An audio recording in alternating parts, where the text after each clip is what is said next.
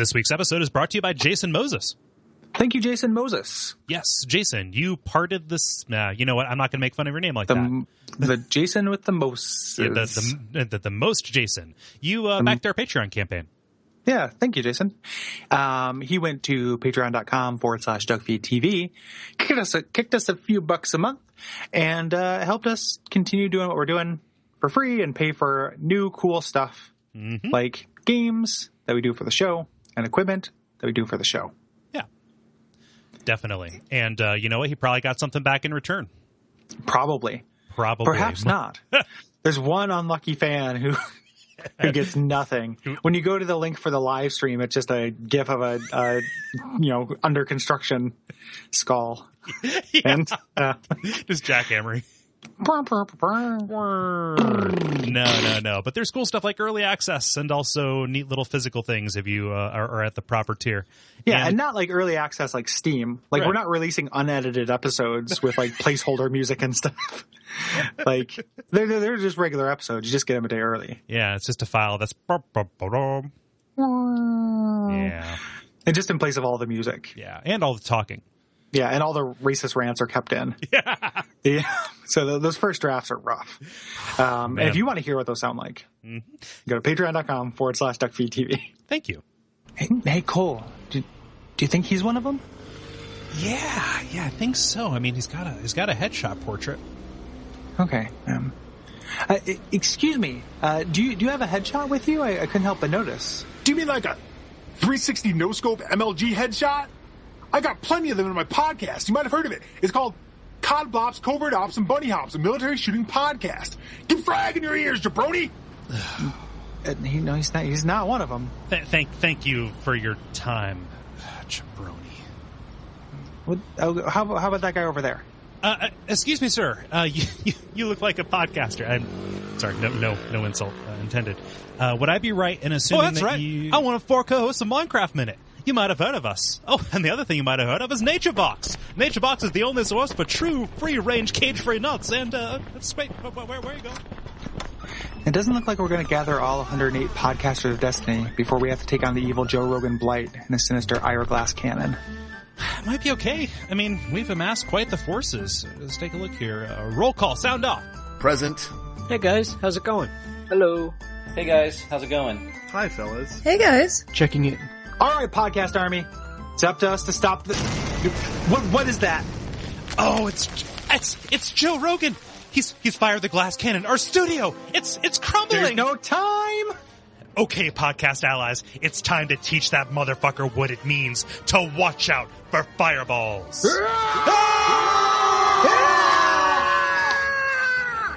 To be continued. No, to no, be continued. Not No. continued. No, we're not doing that. Nope.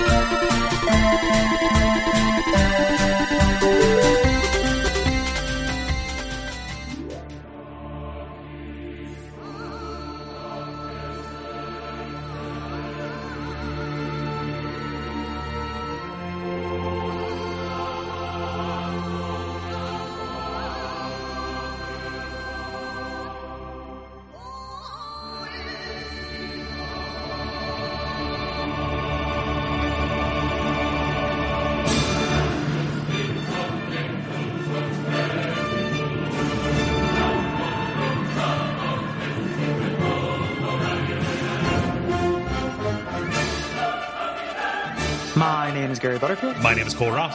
And you're listening to Watch Out for Fireballs. It is a retro video games podcast. And for this episode, we are talking about the first part of Suikoden II, which is a role-playing game developed and published by Konami for the PlayStation in 1999.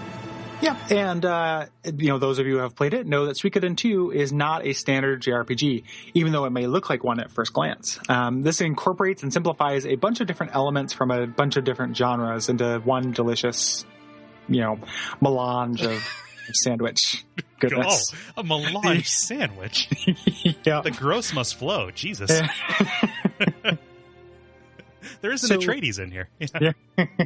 Yeah, that's true. Yeah. So there's standard kind of top-down navigation, and you do kind of flip-flap and forth. I got some real mushmouth today, guys, so get ready for some mispronunciations. Yeah. Between towns and dungeons, kind of going back and forth. Yeah. And, the battles kind of take place in a standard mixed 2D, 3D that you'd expect from this era of JRPG. It looks really nice. It's got a cool kind of subdued color palette to it. What's great about those battles is you have 6 characters, and they have kind of different attack ranges, and they can attack simultaneously in what are probably the most graciously streamlined fights I've seen in a JRPG. They're so quick. Yeah. It's so good. Yeah. It's so good. There's also these kind of unite attacks, so different characters that have relationships, because there are a lot of characters, which we'll talk about. If they have a relationship with each other, they can do a unite attack. So party design, you think that you have so many characters, it gets overwhelming, but that can really kind of guide you in coming up with your roster. Yeah. Who can actually kind of synergize with each other. Yeah, getting them to fit together like that. And what's pretty great is you also have runes. So instead of having a standard magic system, you really have just limited options of kind of really powerful spells, some of which have a certain number of casts per level. And so that emphasizes this really quick hit nature of the fights. Right. And the nice thing is, they have so many different characters. They really simplify the most of the other upgrades. So, weapons, every character just has a weapon that you can just sharpen, similar to like a Dark Souls kind of thing. Yeah. And you just have a few different pieces of armor to put on. So the customization really kind of comes down to those runes that we mentioned. And you can kind of switch them around a little bit like materia, even though different characters have different kind of abilities with magic. Yeah. So the same rune will be better with one person than another. And they're not just attacks. There are some that modify the damage that you take or do or heighten other spell effects and stuff. So, yeah, they can either be they attach to equipment, and they can either be active, you use them, or they can modify that equipment. Yeah. Or just modify you. Yeah. And you have depending on what the character is wearing, you have different slots on them. So casters will probably have more slots for you to chop and screw it, whereas melee attack characters might just have one on their weapon. Yep. Yeah. And we mentioned those so many characters in this game. It's not like Chrono Cross or whatever. There are 108 characters, which effectively makes this a Pokemon game. Yeah. Yeah. So you just kind of if you want to, you can spend a lot of time trying to get everyone just by exploring every nook and doing kind of little quests, or just talking to people at the right time, and you can recruit them into your army. Yeah. And they're not just party members, because they become assets in these massive battles, which are another part of the game. Or they can upgrade your headquarters in a really nice touch. Yeah. I love the HQ castle, Gary. Yeah, that's a really cool idea. Yeah. I really like that too. And that's roughly, we're going to go a little bit past the founding of that for this episode, then kind of cover the rest later. But we do at least get to that climax. Yeah. But recruiting different people, you recruit a guy who designs baths, and all of a sudden you have a bathhouse that you can design. Yeah. And some of the stuff has mechanical kind of benefits. Some of it's little mini games, things like that. So that's real neat. Yeah. Also, those massive battles, which we mentioned, are kind of like Fire Emblem's Tactics kind of thing.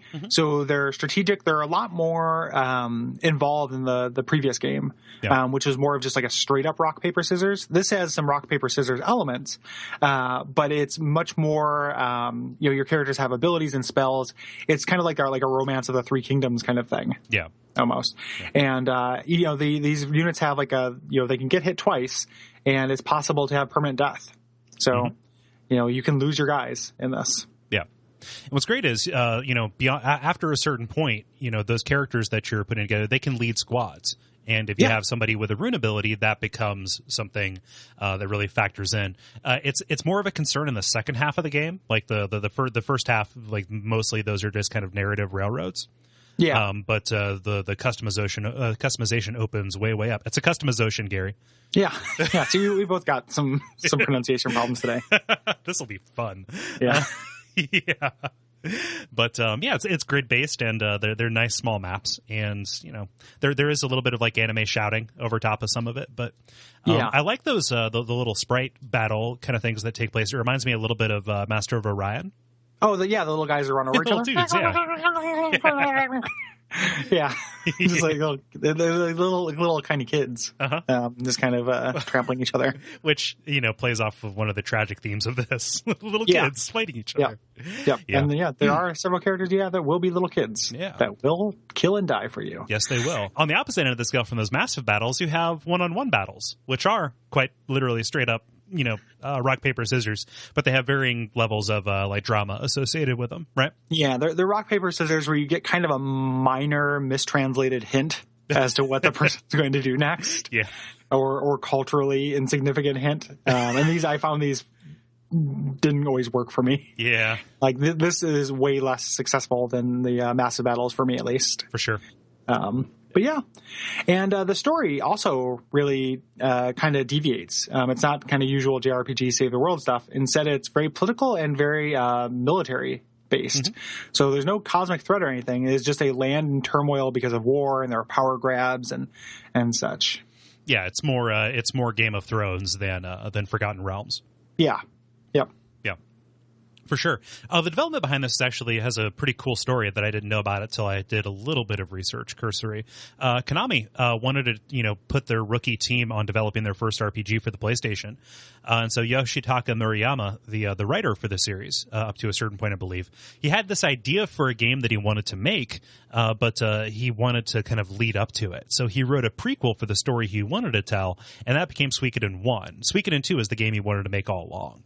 That's interesting. Yeah. Yeah, and I wonder how much of that, I mean, that's story-wise, but I wonder how much of that is mechanical, because the mechanically it's also a lot more sophisticated than Suikoden 1. I mean, they have a lot of things in common, but that battle thing is just much more fun in this one. So I wonder if he had that always in mind or not. Yeah. Did you play Suikoden 1? I have played. So I was going to disclose this after we got this, but I'll disclose it now because I played both these games like 15 years ago. So I remember shockingly little, and I'm a little bit embarrassed about it, but I played both of them and liked them a lot. It's in that like weird, late 90s RPG haze where I played like a lot of tell me what, I defy me to tell me what the story of Legend of Grandia is. I played that game. I have no fucking clue though I know the basic mechanics. I have no idea what you're doing in that game. So I don't remember very much of it because it was a very long time ago. Yeah, it really was just an orgy of stats in the late 90s. Yeah. There was a lot of, and it was fun. Like I remember really liking it. I was really excited to come back, specifically the second one, because I played both of them, had both of them, and then sold the second one for less than a king's ransom, like an idiot. And I was really excited to come back to them, but I remember shockingly little. I remember that when I was a young man, I totally tricked out my castle. I don't think I got all 108 people, but I got everything for my castle, and I don't think I'm doing that this time. I think I've already probably missed some stuff. Yeah, me too. Yeah, this is my first encounter with the series, I'm coming at it with a very limited perspective. One thing we're going to ask for from you, the listeners, is a degree of grace. Yeah, I'm glad that you brought that up because that's in my personal notes for this as well. Like, we're going to miss shit. Yeah. Because it's a complicated game, and there's a lot of I can just imagine, no, if instead of going to this town, then if you go back to this town, you get this guy, and you do this whole cool quest, and it's like, well, I just missed it. Like, I don't want to play with the guide open the whole time. I want to kind of play it naturally, and the nature of the show is I don't have, even if I think I'm doing a reasonable job at exploring fully, I'm still not exploring fully. Right. So. So, we welcome corrections and, fleshing out of things that we talk about. But this is not like Final Fantasy VII, where it's a relatively simplistic game and a game that we've spent a lot of time with previously. This is a little bit more sprawling and complicated than a lot of our fare that we tend to go to for JRPGs. It would have been a good episode to have a guest expert on, similar to when we had Brayton on, Master of Orion. It would have been a good guest expert episode, but if wishes were horses, they'd shit in trees. Blah blah bloob. Yes, that is how the saying goes. You know how the saying goes. If you play the first one and you have that save data, You can import it, and a bunch of the characters actually will return from the first game. A lot of them return anyway, but they have additional dialogue, and there's kind of a continuity between this. This is one big cohesive world between the two games. Yeah, and that's really great because you can kind of see when somebody shows up from before, like where if there is like an assumption about their characterization, like it makes the world feel bigger. It feels like you're starting the story in media res. Right? Yeah, and if you have played the first one, it's just like it's a treat. Yeah. Like just seeing these kind of familiar faces, because for the most part, despite what we're going to talk about next, like the characters are all pretty fleshed out. You'd think that with 108 characters, you would have a hard time telling the difference between them. But even though they're all pretty two-dimensional, they each have at least like this is the guy who likes this, and this is the guy who does this, and this, they do feel different enough. Yeah. Even if they just have one trait. Yeah, they have like a sentence that can define them. Yeah. Yeah.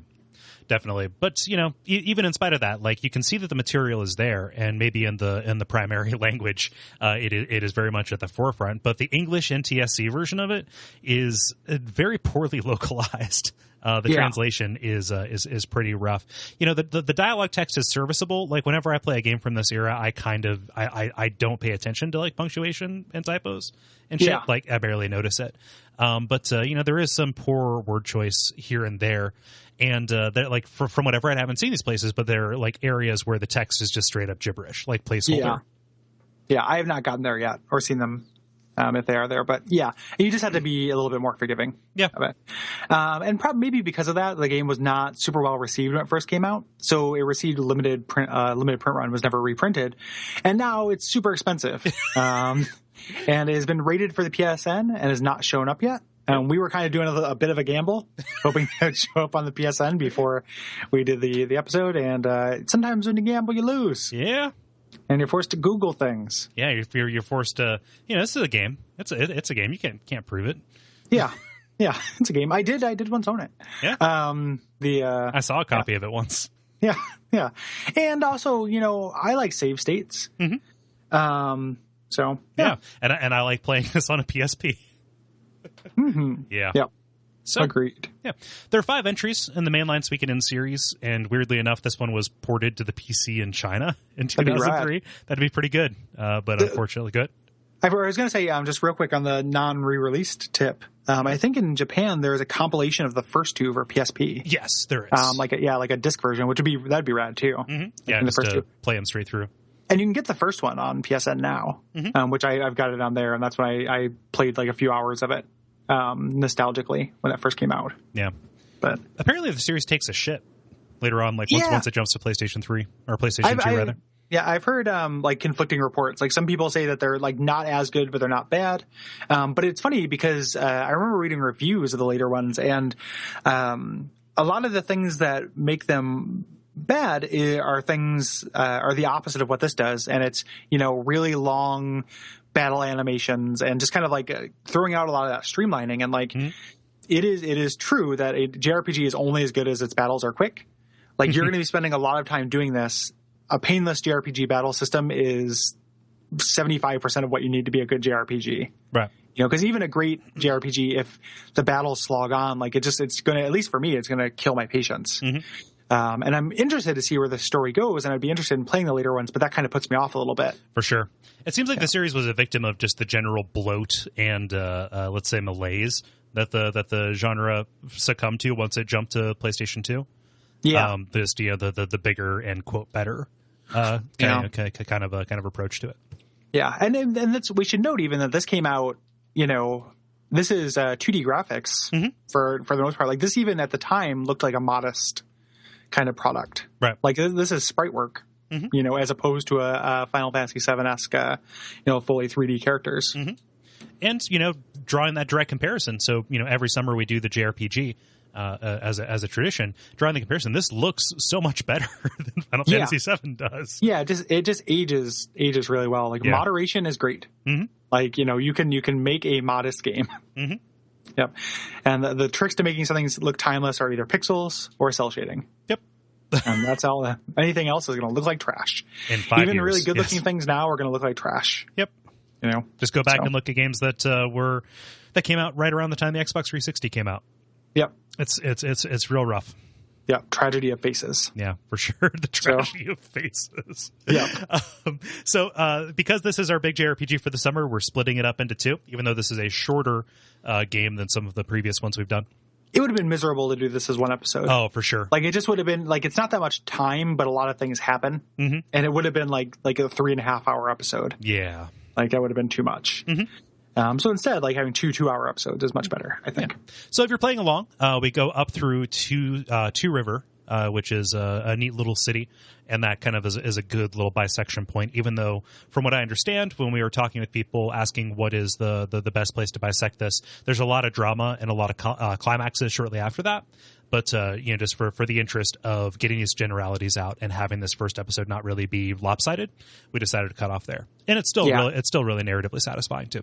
And we have something to look forward to. Like, it's been, the part that we're talking about, that's really the climax of the game, and the rest of the stuff is kind of slightly falling action. Yeah. And just doing a whole episode where it's like, well, we did the big thing, and now it's, now it feels like Coda. I can't remember if that's exactly how it feels, but I'm happy to have that ahead of us. I'd rather start with a bang. Yeah. Like, where people were suggesting kindly suggesting that we cut off is what all of this action is building to in this first episode. Yep. Yeah. So and we're not going to kind of give a general plot, because the plot's very important to this game. So we're going to kind of go through with adventure game rules a little bit, but there is kind of an opening sequence, like kind of a setup. So walk us through that, Cole. Yeah. So this game, as as the second in the series, it takes place about 3 years after Suikoden II.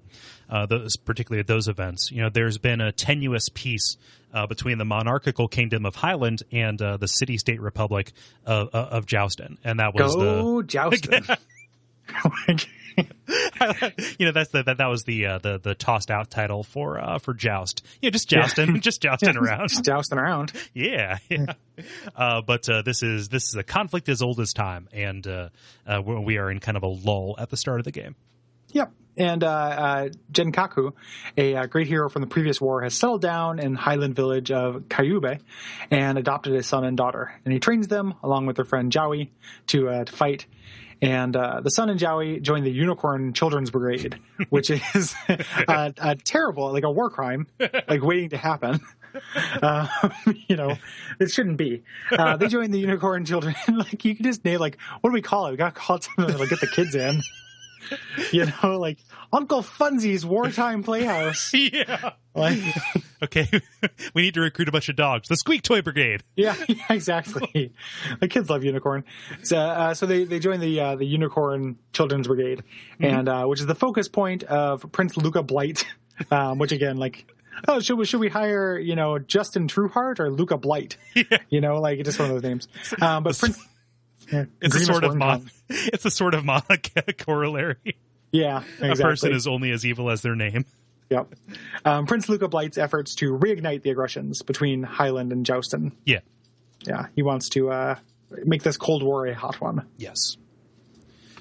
Yeah, and that really leads into the opening events, which are more chilling than they kind of let on, I think. Yeah, it starts off in a really nice point of high drama. Mm-hmm. I really like it. Yeah. So Jowie and the main character, whose canonical name is like Ryu. It's some spelling of Ryu. Rio, I think. Rio, yeah. Yeah. Ryu is Breath of Fire. Yeah. Yeah. It's one of those. Yeah. Very similar to that. And you're fighting against the city state as part of the Unicorn Youth Brigade. Mm-hmm. And Dowd has surrendered the camp to not your camp, but surrender the camp to Luca Blight.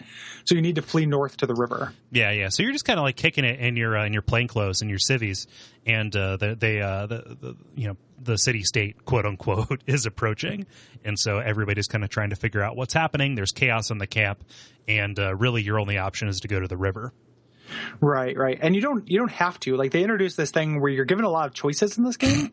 Some of which that matter, some of which that don't. Yeah. And it's kind of interesting. Like, he's like, go, I do the opposite. I just want to see if you can do it. Mm-hmm. So I just do the opposite of what I'm told to do. Yeah. And this one's really cool because if you don't go to the upper right, I can't remember what it's supposed to be towards at the time. Yeah. But if you go to the upper left, you kind of, catch Roud in the act. Yeah. and Raud, who's the commander of this unit, a slightly older teen. So he's 19. Yeah. Yeah, which I don't know how I feel about that choice thing. I mean, I like choice in game. However, it is an illusion enough of the time that it kind of makes me disregard it when it pops up. Yeah.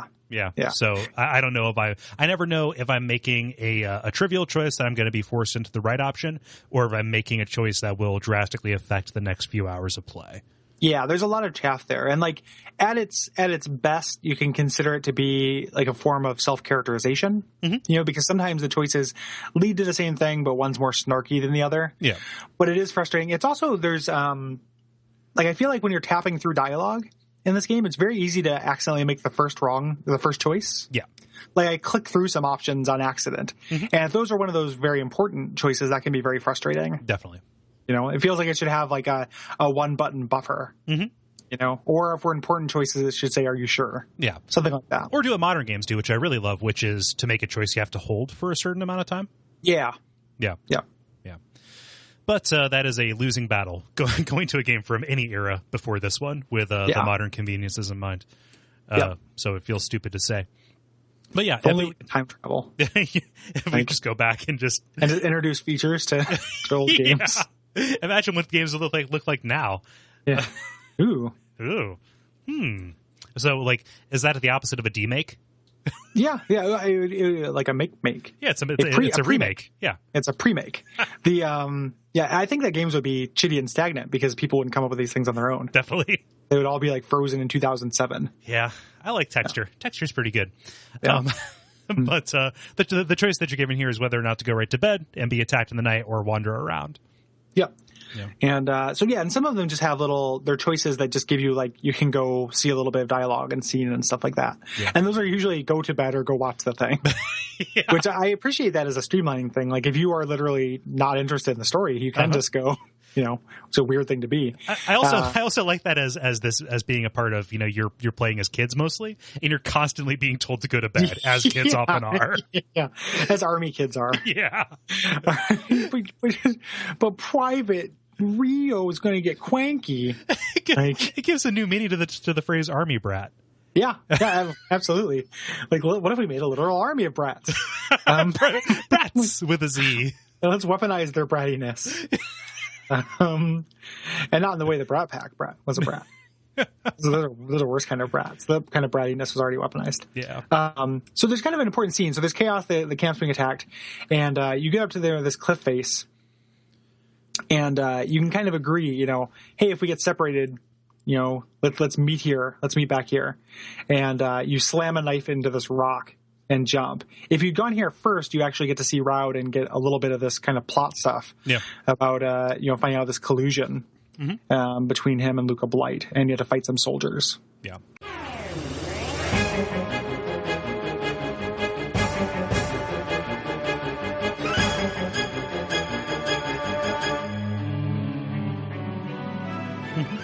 Yeah, and it's a pretty good that is a good introduction to the fighting, because otherwise you would not have need to fight, really. Yeah. And after you jump, you get the opening credit sequence, and very cinematic. Like you are opening. This is a cold open, and you get this kind of sepia toned flashback to training. Yeah. So you and Joey are like brothers. Yeah, more or less. You're kind of like being raised from the shattered remains of these families that that were broken up at the previous war. Yeah. And that's something cool. When we find another character later on, that whole kind of like filial tie, the sibling dynamic is real interesting to me. And I always like when a game, especially a game from earlier than you think it would, addresses that. Yeah. Agreed. Yeah. But once those credits kind of finish, they you wash up on a river. Yeah. And you're found by Victor and Flick, who are returning characters from Suikoden 1. Yeah. And they are with the city-state, and they take you prisoner. And there's a lot of them asking, like, are you with Highland? Are you with city-state? And there's a lot of tension and just like, well, I don't know anymore, Yeah. Knowing what I know, like, am I loyal to my home, or am I going to defect? And that's kind of what a lot of these like early minor dialogue choices lean towards, one way or another. Yeah. Trying to decide, are you still loyal? And You know, that is a pretty nice, you know, bit of tension in this kind of mercenary chapter, which is, am I loyal to the people who, you know, that I was born under, or am I loyal to the people who are helping me right now? Yeah.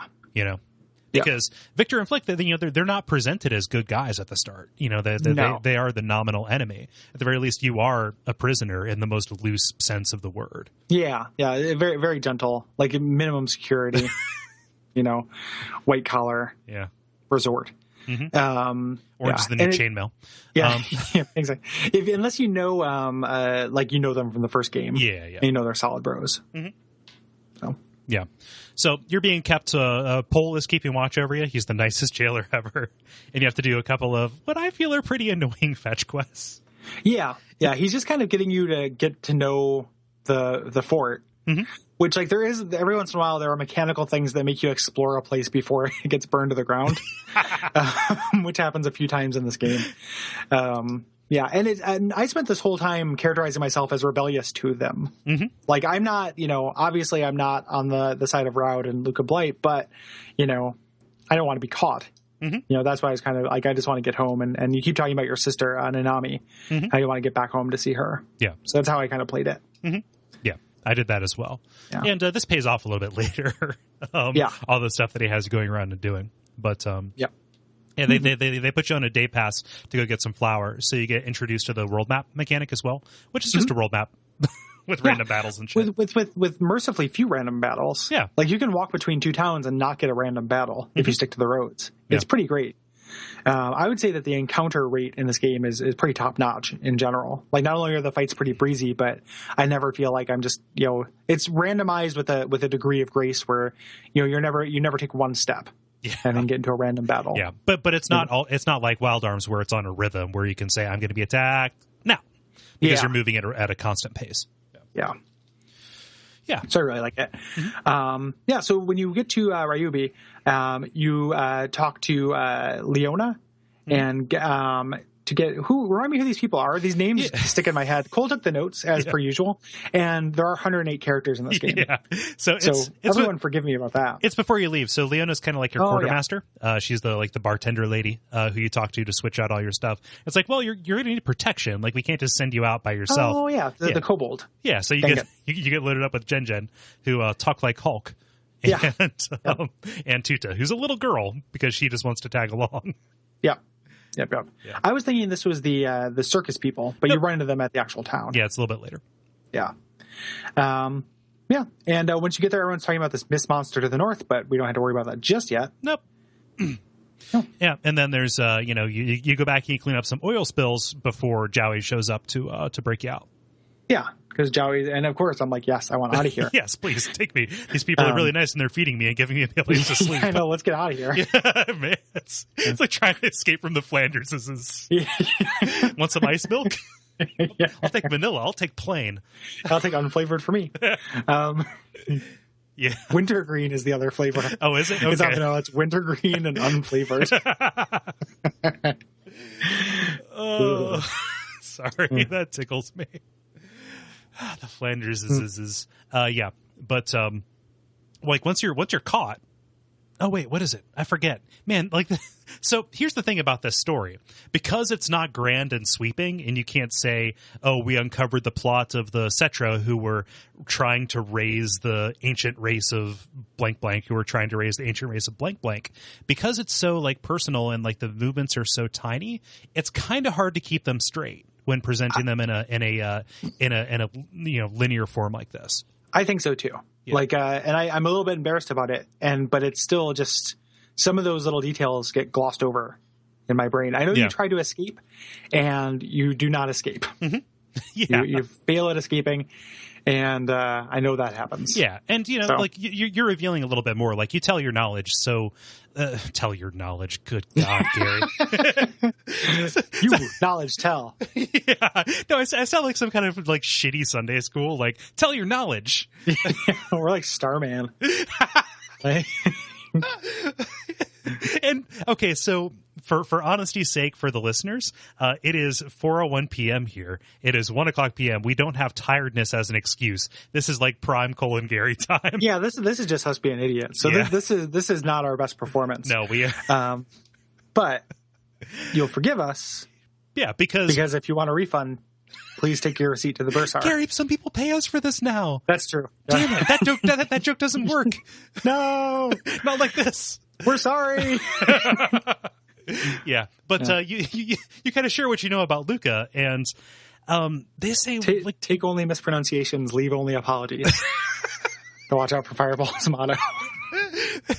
It's our epitaph. Yeah, to be on our tombstones. Yeah. So you're starting to put together, like, with Victor and Flick, because you say, like, you motherfuckers came and burned our camp to the ground. Right. Like, no, that kind of sounds like some other dude we know. Yeah, exactly. Yeah. And you start getting these shadowy kind of revelations of Luca Blight, who is a great villain for this, because he's such, like, it reminds me a little bit of, like, Kafka. Yeah. Just in that, like, there's not a lot of shade to him, at least so far, where, like, he is, actually thinks he's doing good. He's just a shithead, but he's a real reprehensible shithead. Yeah. And it carries over into his portrait, where, like, he looks like he'd be played by, like, 1989 Michael Keaton. Just like, nah. Like, he just looks like a crazy motherfucker. And, the game kind of takes pains to show us that he is indeed one crazy motherfucker. Yeah. And will stop at nothing in his power-hungry quest. Some men just want to watch the town burn, and then that town, and then that town, and then that town. Some men just want to watch every town burn. That's his entire, like, that is how I'm going to take over this area. Because he subjugates them afterwards, but he burns them down first. Yeah. Like, he's like Stonewall Jackson. Yeah. Yeah. Yeah. Ooh. Well, why did I say ugh? Yeah. Like, ew, Stonewall Jackson. A lot of people died.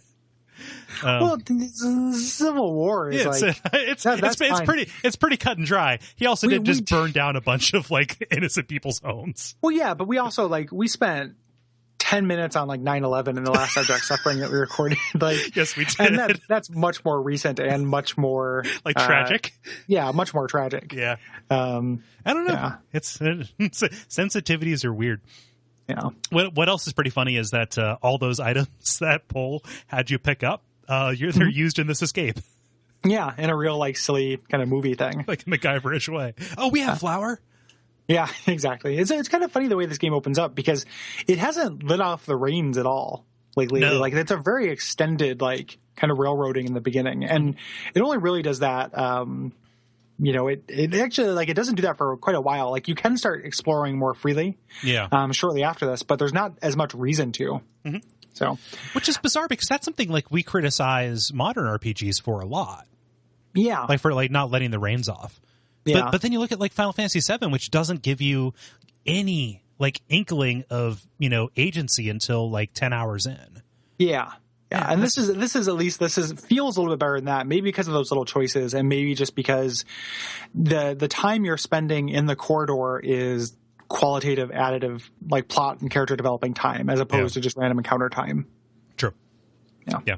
So, like, just the thing that I made a note of just personally in my head, so not really a note, just a thought that I had, is that it kind of plays like a visual novel in a weird way. Like, it's incredibly narrative driven in this early going, and then for long stretches as you get into it. Yeah. Agreed. So you're heading to Chiaro Village. That's your ultimate destination. That's your where you grew up. That's your home, and you eventually do escape. Like, you escape, and then he does the thing, like, they're not going to expect us to try to escape again this soon, and you actually do escape because they trust you, because they're not really jailers. Yeah. And to get there, you have to go to Ryub, and this is where you're introduced to the circus troupe. Yeah. Ellie, Renan, and Bolgan. Big Don Bolgan. Looks like a pinhead. He does. He looks like he belongs to idiot. One of us. Yeah. Did you move when they were throwing the knives at you? Nuh-uh. I didn't either. I didn't want to. I was scared. Yeah, me too. I didn't want to, like, what if knife just goes in your eye and just credits with, like, in chiller font. Like, I didn't move, but I like that little bit of interactivity. Like, don't move, and then you have the choice to move or not move. Yeah. But yeah, she throws knives at apples above your head. Yeah, which is a nice little sidetrack. But you're discovering, we're headed in the right, in the same direction. So you might as well convoy up.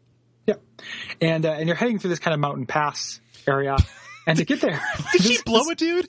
Yeah, I'm pretty sure that there's some 32-bit dick sucking going on in here, because the Rena, one of the circus performers, like, is like well, you'll let us free. Here, let me have a word with you in private. And it comes back and he's all stammering and such. Yeah. I'm pretty sure that she gives him a beach. Yeah.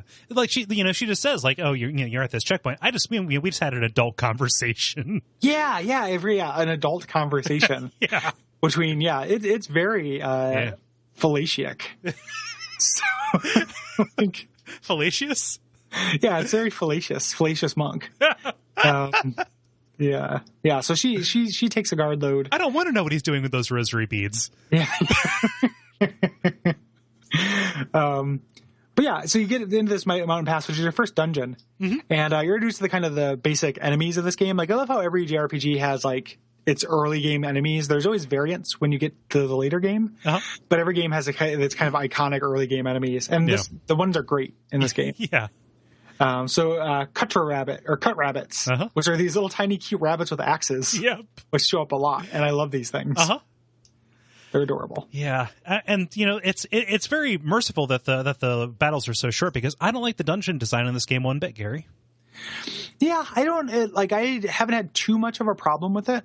I understand what you mean, but I think that moderate random encounter table is what ameliorates that for me. Yeah.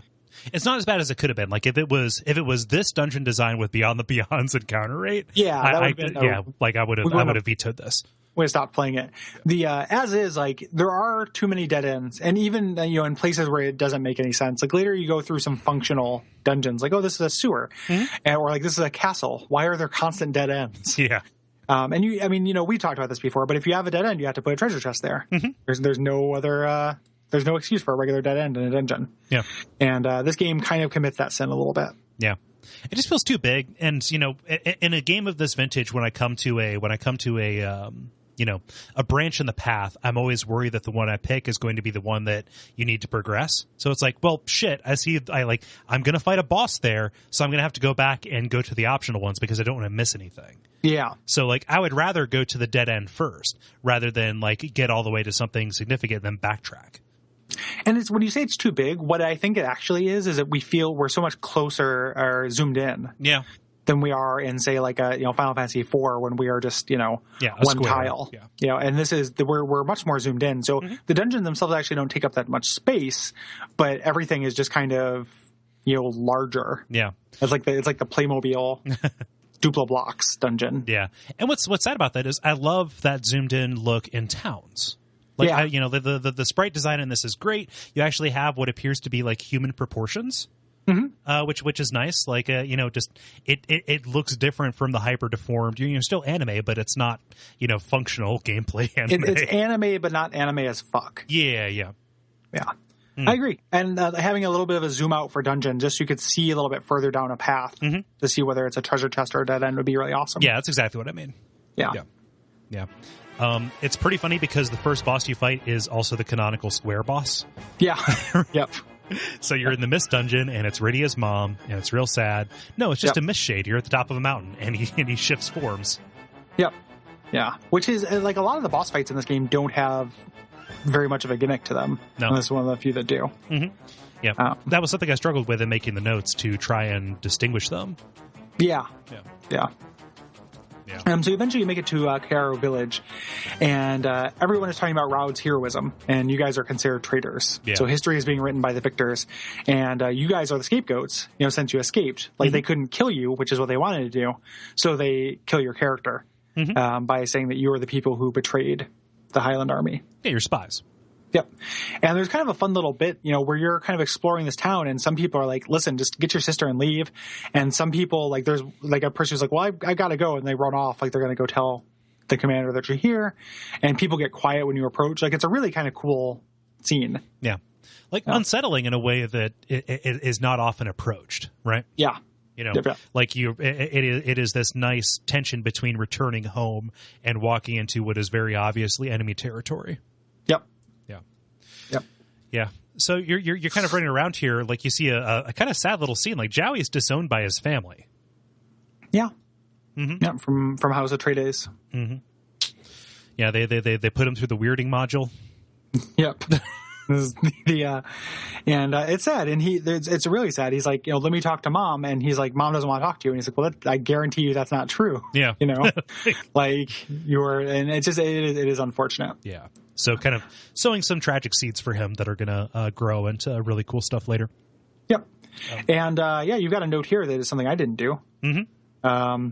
Why don't you talk to me about it since I didn't do it? Yeah. So there's a recruitment that you can do here that's a lot easier to do now than later. It's been a while since we mentioned the site, but it's very useful. Before I play... It's been a while. Yeah. Sorry. Damn it. Every time. Yeah. So what is it? BeforeIplay.com or .net or just Google Before I Play like I do every time, which is like a wiki database that collects a thread, like tips from a thread in something awful that is like, oh, before you play this, here's some stuff to keep in mind. You're just behind a tree behind your house, but if you go into the house first, you can't you can't get him. This is Muku Muku, who's really like C- recruit, but it's your first kind of real deal recruitment that you do. His quest is just recognize that I am standing behind a tree and kind of Pikachu. Yeah. Oh, he's like a little Pikachu character? Yeah, he's like a little flying squirrel dude. I want him. God damn it. He's kind of neat because he's long range, so you can put him in the back row safely. He attacks. He's like a flying squirrel, so he like jumps up above the screen and then just swoops down on them. Aw. Yeah, and all I can say is his name. Aw. So it's appropriate that your first recruitment is an actual Pokemon. Is an actual Pokemon. Yeah. God damn it. Why? Okay, well, hopefully I'll be able to get Muku Muku later. Yeah, it's random later on. Just look at a guide and see. Okay. Yeah, I'll look it up. But yeah, if you guys go to that Before I Play, I wrote all of the stuff that's in the Shadowrun Genesis one. Which I then used in our episode without realizing. If you, that's me. So you're introduced to Nanami here, who's like, I love Nanami. Oh, she's great. Like, yeah, she's really, like, she's anime and energetic in a way that's not annoying. Mm-hmm. And, like, I can tell that she will be in my party for as long as the game will let me have her. Mm-hmm. Like, I think she's really wonderful. Yeah, for sure. She's very energetic. And she plays the big sister role, like, because she is I don't know if she's your biological big sister, but she was raised as your big sister. So she's real, like, protective and aggressively so.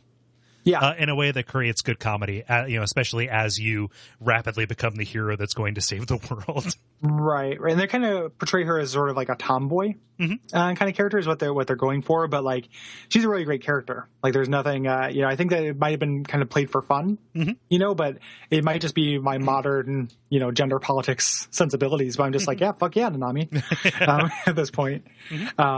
Yeah, you got a note here about her theme music. The music in this game really washed over me in a way that, like, I don't remember very much of it. Yeah, I've been kind of dreading like putting together the episode because I don't love the music in this game. Like, it sounds really kind of generic, high Japan epic music to me. And I don't remember very much of it. Yeah, her tunes it kind of has that. It's like the tropical theme song. I think that was used on Yoshi's Island, or like on the Island of the Yoshis. In dun dun dun dun dun dun dun dun. Oh yeah, yeah, like that's her theme, which really stuck out. Every time it comes in, I think that I'm about ready to talk to Mallow. Well, thank God that's not honking on Mallow. That's not happening. Yeah.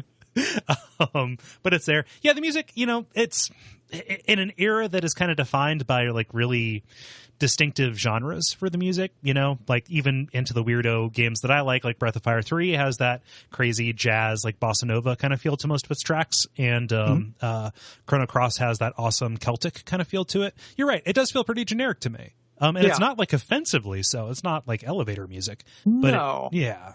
Well, and comparing it with something like, other RPGs of the vintage, like those two that you mentioned, which are very, kind of unique. And then the Final Fantasy games that this is a contemporary with that have like wonderful soundtracks, So it just kind of it's a little bit frustrating, even though I do think that like as Final Fantasy games go on, their soundtracks get a little bit worse. Right.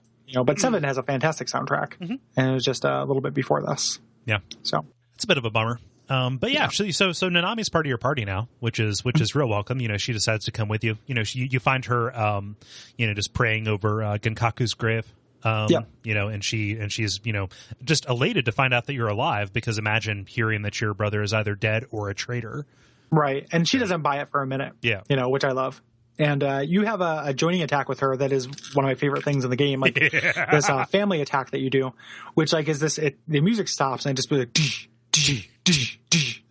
and shows you doing these attacks. But every once in a while, she gets out and like does tea, has tea while you just fight. And it just shows this series of still frames of her enjoying herself, singing songs and having tea. And it's legitimately, the first time I saw it, legitimately funny and super charming. And I love it. God, I don't know. Like this game does humor really, really well. Yeah, it's very charming. Yeah. Like it is high on charm. Mm-hmm. And that's very charming. Yeah. And I love the attack that you have with Joey, the buddy attack, which ends up becoming poignant a little bit later. Like, just a little bit. Yeah. It's like we're just buds. It's also really useful. Like, a lot of those unite attacks, especially the ones that attack all, are just a way to clear the board. Yeah. Anything that can attack all is useful. And you end up using, for that first dungeon, you end up using tons of consumable items like the fire arrows, just because, you run into groups of bandits and they're really fucking tough. Yeah. Yeah. It took me a while to wrap my mind around the consumables in this game, actually. Yeah. Like, I was trying to overcomplicate it. Yeah. I think. And it was because what's interesting, because there's a trade-off that you have to make. They have to be equipped on a character, but all of your equipment slots are generic, other than your specific armor ones. And you can wear some armor in there. So, like, you have to make a choice between carrying arrows or wearing boots. It's a little silly like that. But it means you can give a character more utility at the cost of, at the cost of protection. Yeah. At any given point. Yeah. It's verbs versus stats. Yeah. Yeah, which is really cool. Like, it's a cool balance, and everyone just has those three item slots. Mm-hmm. So, if you load someone up with healing items, they're going to be less protected and such, and then you can balance that. There are runes that make somebody untargetable, and there are all kinds of things like that. Like, there's a lot of strategic depth to that. There's a lot of strategic depth. Yes, burn the town. Yes. Well, we're getting there. Yeah, but we're captured. Like we're trying to make our escape, but they done got us. Yep, fucking Rowd. Mm-hmm.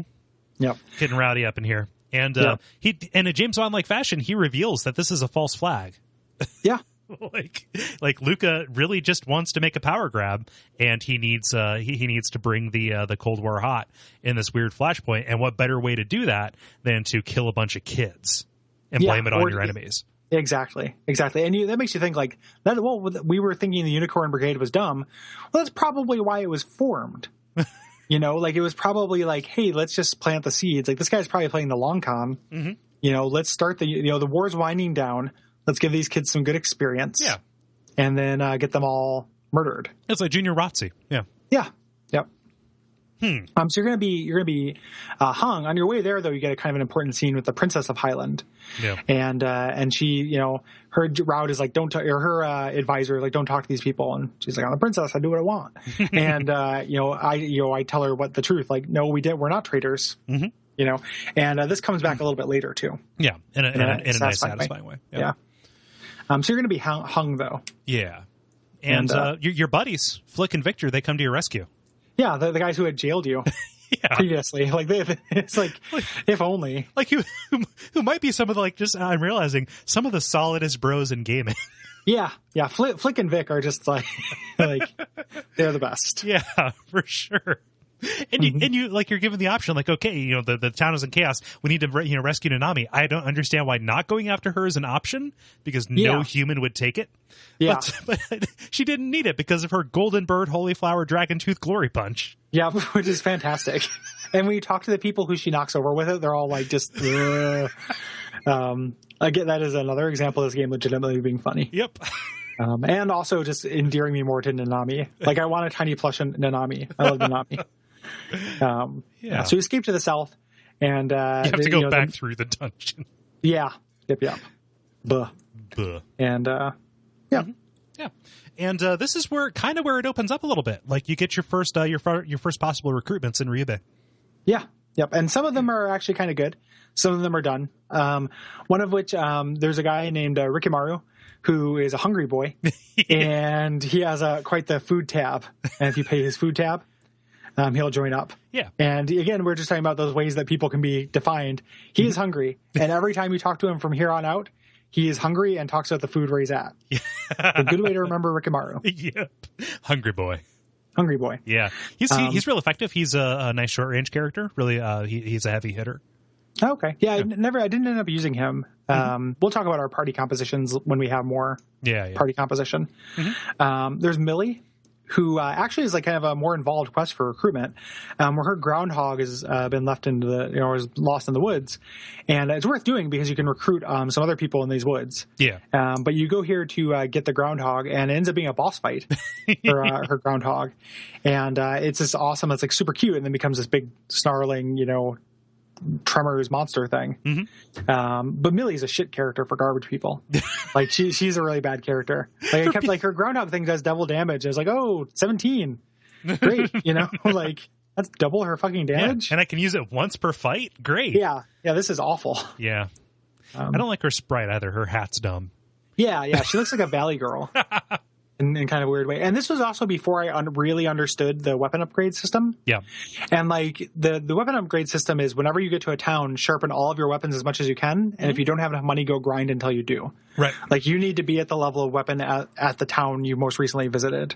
And if so, you'll be fine. Yeah. And if you don't do that, you're kind of in trouble. So I kind of went fairly long into the game without upgrading all of my weapons all the way, foolishly, and had kind of a difficult time in a couple of upcoming battles because of that. It's like waiting 3 years to get your eyes checked. Exactly. Like, whoa, this is what it's supposed to be like? Yep. Yeah. Kinnison and Shiro, these are cool characters. Go ahead and tell us how you get them. Yeah, you put a baby bird back in a nest, and they come and say, you do that? You're like, yeah, cool. Yeah, you're good. It's notable because Shiro is a cool wolf. Yeah. And Kinnison is an archer. I always like archers. So these guys were in my party for a long time. Yeah. And they have a pretty cool united attack where they can attack an entire row. Like there are columns and rows. Yeah. So that's the kind of way that, both you and the enemy are split up, and their attacks affect different configurations of that. Yeah. And they will attack an entire row. Or an entire column, whichever one. It wasn't until I got Shiro that I realized that the S, L, and M by a person's name had significance. Because he was in the back row and like, why can't I attack? Oh, he's short range. Okay, cool. Yep. Yeah. But all these people are just kind of hanging around this town. It's a nice little low impact way, aside from that boss fight, to get more people into your party, and then promptly never use them. Yeah, for the most part. Yeah. For at least for these guys. Yeah. You also head to Toto, and you meet Joey's adopted family, including I would say the most annoying character in the game, Plika. Yeah. Who, like, I want to burn down Plika. What you're describing is personal arson, Gary. Yep. I want to send Plika to Burning Man so bad. Like, I hate Plika. Like, there's a way to do an annoying, like, or doing a cute, like, younger character in a game. This is not it. Yeah. Well, I mean, she has character development, but she evolves into a different kind of annoying. Yeah. Yep. Yeah. Ugh. Pikachu. Yeah. But her, like, she moves the plot along because she wants to get a birthday gift for her parents. Yeah. And that little amulet is a muse. She gives you 50 potch or gold or whatever. Yeah. Potch. Yeah. Sounds gross. 50s. Potch sounds like a euphemism for, like, crotch. Something that would come out of you. Some kind of crotch. Or, like, I was pulling on some potch down at the bathhouse. And, like, it sounds like something that might be easily herniated. I herniated like, my potch. My potch! Oh, no. Like, another episode of Watch Your Potch. Gary Butterfield. Yeah. I'm not going along for that ride with you. But you had to muse. Uh-huh. And of course, as soon as you leave, Luca almost burns Plika down. Not quite, but burns down Toto. Didn't finish the job. Yep. This is an area where all the towns are named after bands. Like, from Muse to Toto, and all the things they have in between. This is a crazy radio station. Yep. Yeah, it's Jack 105. We play everything. Yeah. But you go to Muse and you get kind of a glimpse at your first major city. Yeah. Yeah. Yep. And you meet Apple. Yeah. I like Apple. Yeah, I like Apple too. Like, she's a nerd. But I like that she's a nerd. And she's your strategist, at least initially. Until you get a better one. Yep. And she's from the first game as well, and she wants to meet Victor. My sense is, and what I've read, she actually like grows a bit in between the two of them. Like she's one of the ones who gets the most development between the two. Like apparently she was real annoying in Suikoden 1. But I could see it. Yeah. I don't remember, but I could definitely see it. Yeah, but she hops in your convoy. I like how you have your active battle party, and then also people are just kind of tagging. I love that because every time I'd run into somebody, they'd be like, I want to go. I'm like, oh shit. Well, now I have to get rid of one of my characters. Mm-hmm. But nope. No, you don't.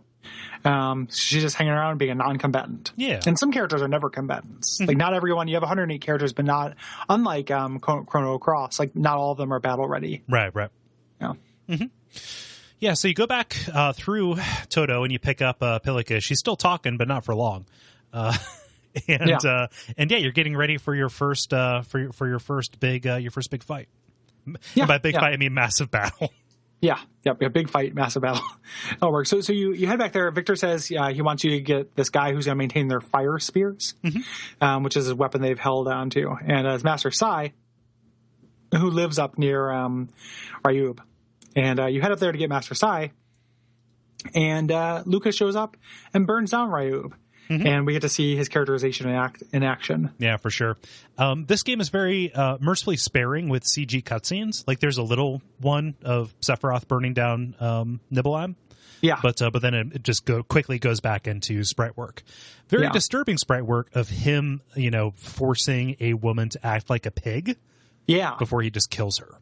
Which is just kind of weirdly evocative in a way that, games of this vintage aren't. Yeah. Like that is a shithead kind of thing that somebody would say that is a little bit surreal and a little bit weird, and then making them actually do it. It's like an act of emotional violence that doesn't feel generic. Yeah, it's so I really appreciated it. It's like a more pure, more like virulent strain of sadism. Yeah, that puts him more in the line of Frank Booth than Kafka.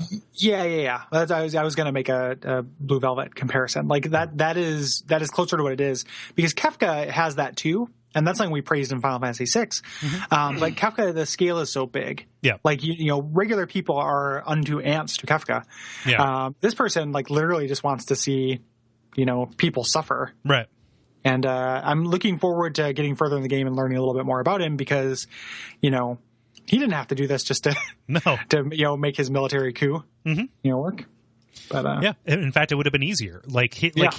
His hands-on approach to this is really upsetting when compared to the scale of what he's doing. He could very easily just be ordering all of this, but he wants to see it firsthand. Yeah. So it's building up a good hate on. For this guy too. So he does that. You head back to the fort. Yeah, and you're prepping. You've got your secret weapon, these fire spears, and it changes the game. Yeah. Well, before though, in order to even participate in the battle, you have to do a duel. Oh yeah, I forgot about that. So it's the first duel. So the way the duels work is you have attack, defend, and wild attack, and it's paper, rock, scissors, and your clues as to what your enemy is going to do is what they say. Yeah. And I feel like some of this doesn't come over culturally or translation wise, because they'll just be like, I'm not going to let you get away with that, and then they'll defend or something like that. It's like, well, that doesn't really match up. Yeah. So ultimately, I ended up getting frustrated with these and using a guide. I am not too ashamed to admit. Oh. So. Yeah, I just do not after this one. After failing against the boat. Oh yeah. Boat captain a couple times. Boat dude. Yeah. Oh. I lost at this one. It's a game over if you lose here, which is real. That's a real bummer. Yeah. If I can't, I'm going to kill myself if I can't participate in this battle. Yeah. Damn it. I was going to die anyway. No, it's so I just use my regular strategy for rock, paper, scissors, just play whatever they played last, and I win. So okay. Yeah. Oh. Yeah, but it's a way you get through there. I don't know what happens if you don't opt to take them out. I really did not explore that branch of the narrative. So. It might be a but thou must. Yeah. Solution. So you're introduced to the first massive battle, and luckily you have Apple on your side explaining everything. Yeah. So it's a tutorial, and what I love about these this first crop of massive battles is that failure is not only an option but mandated. Yeah. Yeah. It's an excellent shade of gray between success and failure, right? Yeah, and it has the power fantasy that you get in video games where your characters become shitty teens and become world-saving heroes is handled really deftly in this game, where you are dealing with this army that is just overwhelming. And then through your goodwill and simply being a solid bro, and you build your army and, are smart with your tactics and stuff, it has that kind of effect of these things that were insurmountable in the beginning and I had to lose to them are now, a manageable threat. Like it has a really satisfying arc. Wow. Mm-hmm. Yeah.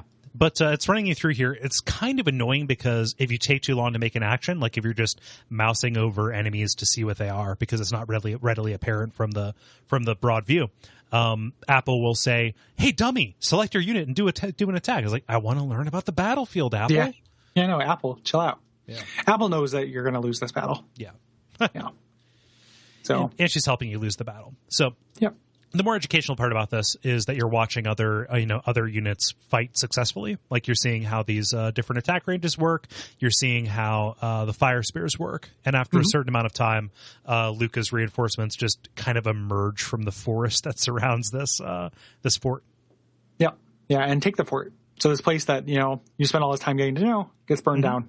Yeah. This is our third burning just for keeping track. Ding. Burn count.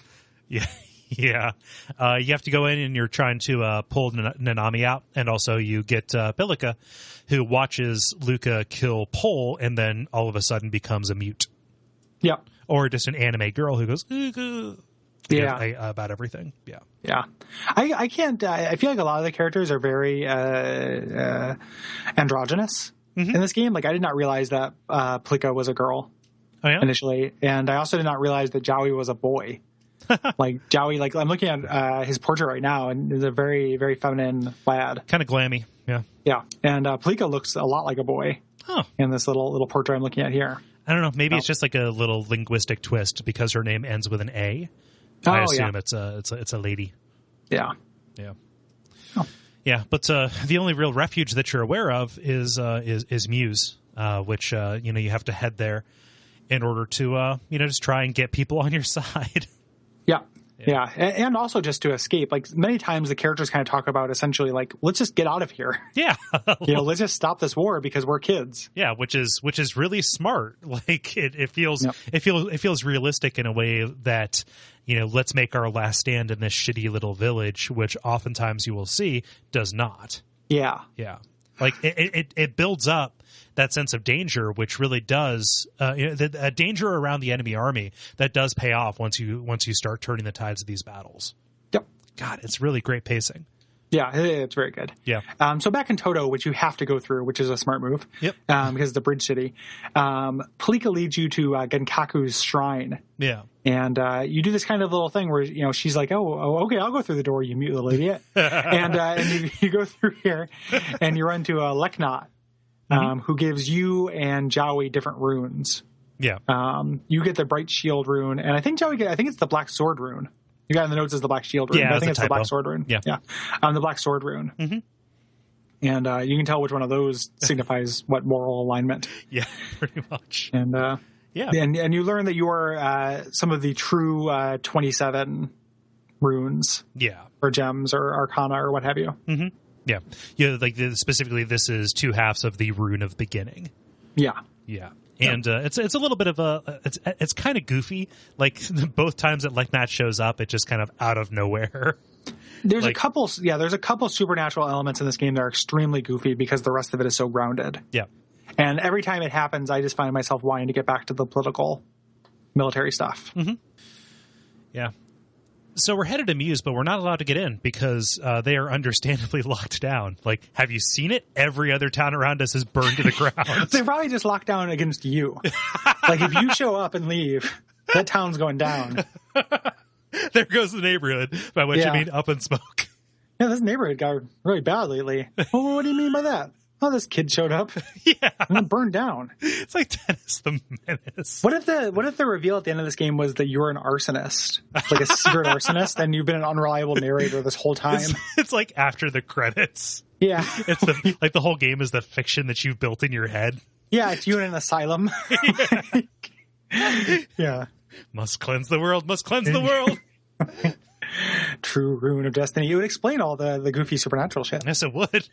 So since you can't get into Muse, you head over to a nearby inn, the White Deer Inn, which is a failing establishment, probably because it is a stone's throw away from a city that also has inns. Yeah. Well, it could be like a nice little quaint, bed and breakfast. You got to get away from the hustle and bustle and enjoy some rural flavor. It's an Airbnb. There's a cool cat that's on a roof that's surrounded by pigs. Yep. That I kind of thought I could do something with. There are all kinds of, like, if you're paying attention, cute little animal sprites in improbable places. Like, occasionally you'll just see a fox on a desk. Yeah. Yep. Oh, that's just my desk fox. His teeth, they're pointy, but real small. They use them as a letter opener. So this place is run by Alex and Hilda. Mm-hmm. And Alex is a treasure hunter. He's looking for one last big score in the ruins behind his inn. And he has I just never thought to do it before. Yeah. And he has a permit, which he'll loan you if you go with him. Yeah. So, just going in for a dungeon, it feels like a really weird break of pace. Yeah. It kind of kills a sense of urgency. Yeah. Like, it just, it's very poorly motivated because, like, they build up stuff around the Sindar, but I get the sense that it's just like this weird precursor civilization. Yeah. Like, it just doesn't have any real significance, and any significance it does have is kind of endemic to this quest line.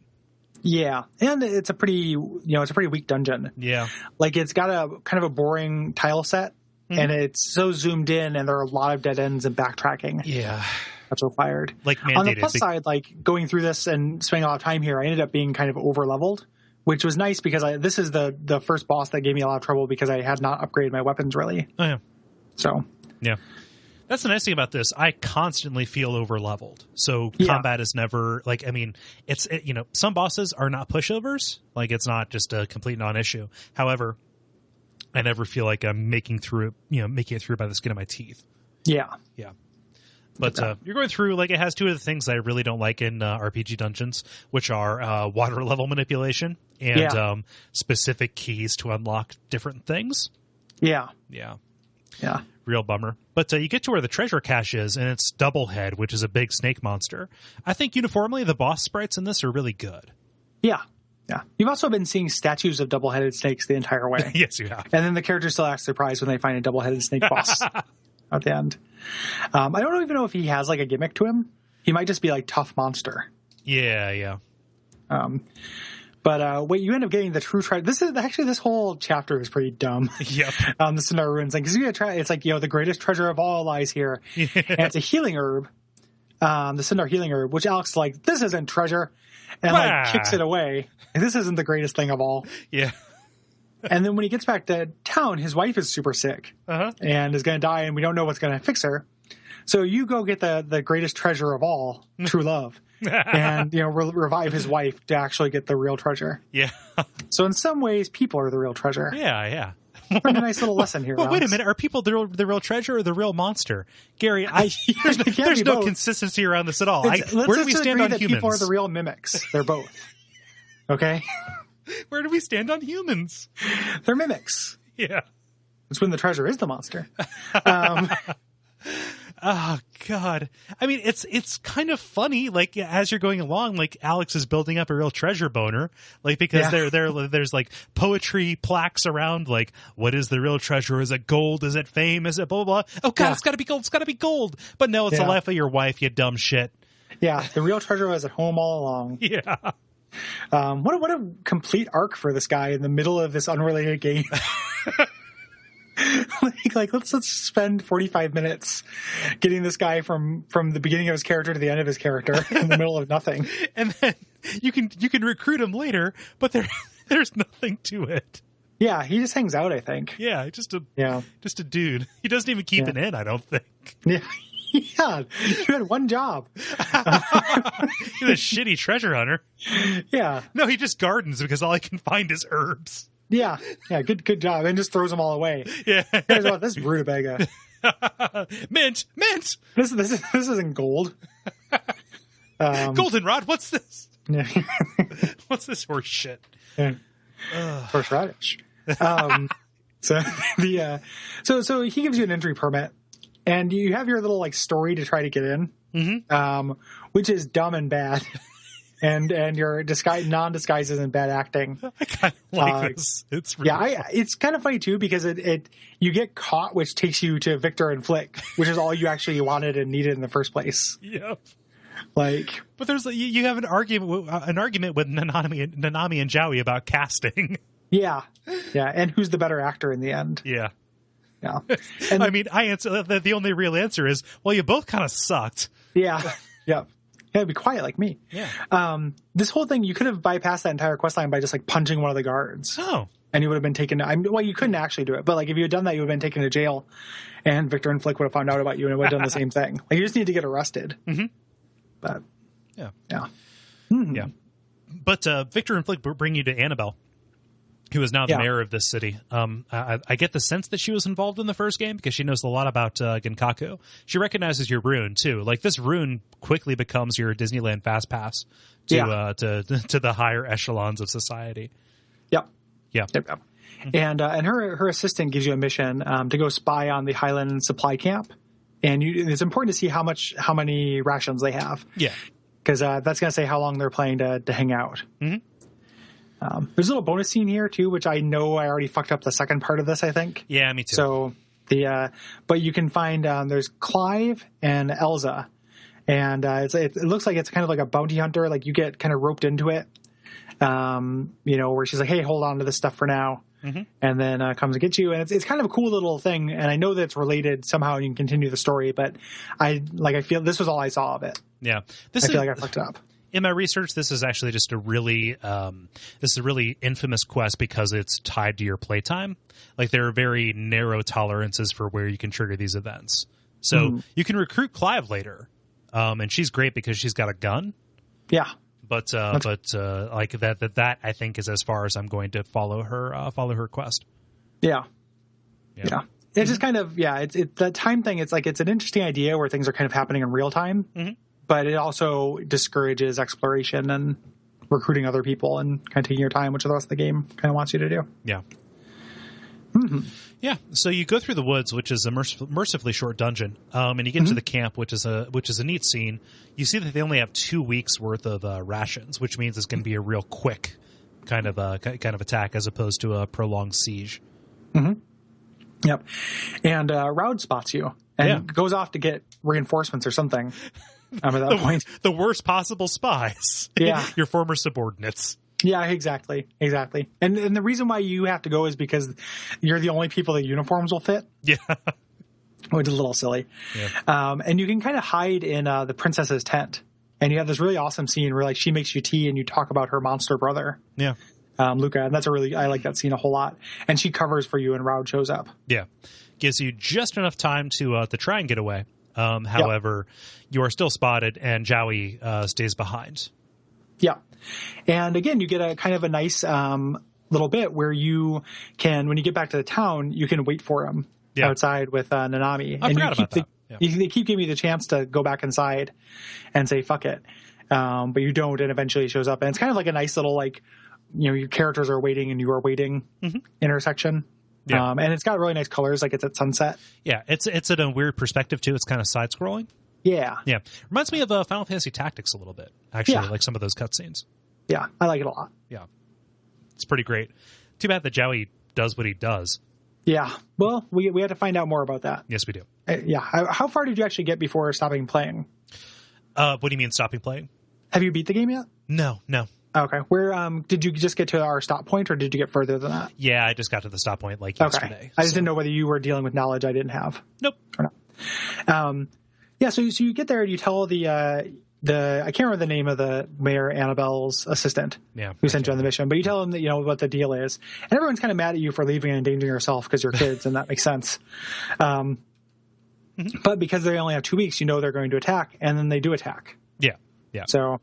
And they gather all the different city states to kind of have a meeting like, hey, these guys, the Highlanders, are going to attack, and you just get to watch this scene, and you get this kind of idea of the leaders of these different city states, and some of which seem like solid, and some of which seem like real shitheads. Right. There's a lot of arguing and infighting, and it kind of like passes. I know I'm going to see them later. This kind of seems like a little bit of an overture. To some of the places I'm going to go, but none of it really resonates other than like, oh, this place has no leadership. Exactly. Yeah. exactly. And that's the idea here. Mm-hmm. So eventually the Highland Army actually attacks, and they're going to get reinforcements, but you have to slow them down. Yeah. Which, again, I love the success of this. It's not completely obliterating them. It's just keep them busy while we get our shit right. Yep. And you find that Gilbert is a mercenary who's working with them. Mm-hmm. And if you can damage him enough, he will switch sides to you. Yeah. Which is pretty cool. Yep. Which, again, plays off later. Yep. Like, that happens all the time. Yep. Yeah. Yep. Pretty cool. Yeah. But, I mean, you slow them down enough to discourage them. There's a bit of a lull in the battle, and you're back in town trying to get things rallied back together, and Jowie's acting real strange. Yep. Yeah, he's meeting. You keep running into him with this ninja who can disappear named Kaje. And you see him. He's making a deal, and it's to get into Annabelle's office. Mm-hmm. And eventually, you get. You go check in with Annabelle for some reason after meeting with at the tavern, Victor, mm-hmm. and you run into he goes in there and he stabs Annabelle. Yeah, which is real sad because Victor and Annabelle were working up to bone. Yeah. He brought her a bottle of wine, and I think that they have a relationship from the first game. Yeah, if I recall. Yeah, and and Annabelle is real solid. Like I like Annabelle. Yeah, even her death scene is like really dignified. It's like let me finish this glass of wine, and it's a feint, and do what you're gonna do. Oh wait, no, I'm gonna try fighting, but unfortunately, no. So Jowie, something happened in that camp. Yep. So we will find out. I definitely don't remember. Yeah. From when I was young, and mm-hmm. we will find out together next episode. Yes, we will. Mm-hmm. Yeah, but Jowie's gone. Like he's obviously no friend of the city-state anymore, having killed its most prominent leader. And the army shows up in the midst of this. It's a real concern, and this is one of those let's scatter the party moments. And the plan with Victor and Flick is, hey, let's just get south to Coronet and cross the lake as quickly as we can. Because, we need to put something between us and Highland. Yep, and slow them down at the very least. Yeah. And also people are still talking about, just starting new lives at this point, too. Oh, yeah. We haven't really been kind of balkanized yet. Yeah.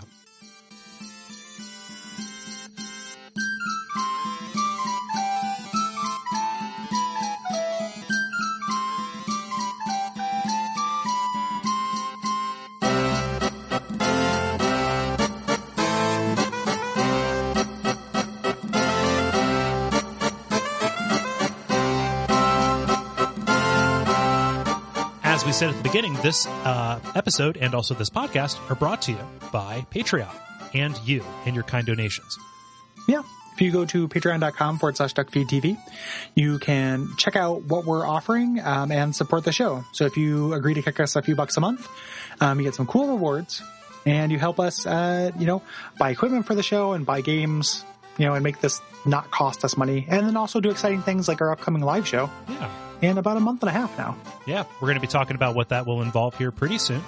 Mm-hmm. We're going to reveal it on the live stream. Yes, we will. At the end of the month. So if you back $5, you can the last Friday of the month. We do a live stream. Yeah, and it's real fun. And it also has added a new show to the network, DuckFeed Live. Yeah. Just go check that out. It's in the listen menu on the DuckFeed.tv website. Mm-hmm. Yeah. So that is patreon.com/DuckFeedTV. Just a couple of bucks a month makes a huge difference. Mm-hmm. Yeah. Additionally, if you go to duckfeed.tv/tipjar, you can buy things on Amazon, and that benefits us as well. It is an affiliate link. Click the link for your region, either the United States, Canada, or Great Britain, and that will get us a percentage of whatever you buy. It doesn't cost you anything extra. Just like, hey, you know about Amazon, but we get a finder's fee anyway. I like the idea of it giving us a percentage of whatever you buy, by which we own 4% of the DVD player you get. Or 4% of the PS3. Here's the crazy thing. It's always the power cord. Yeah.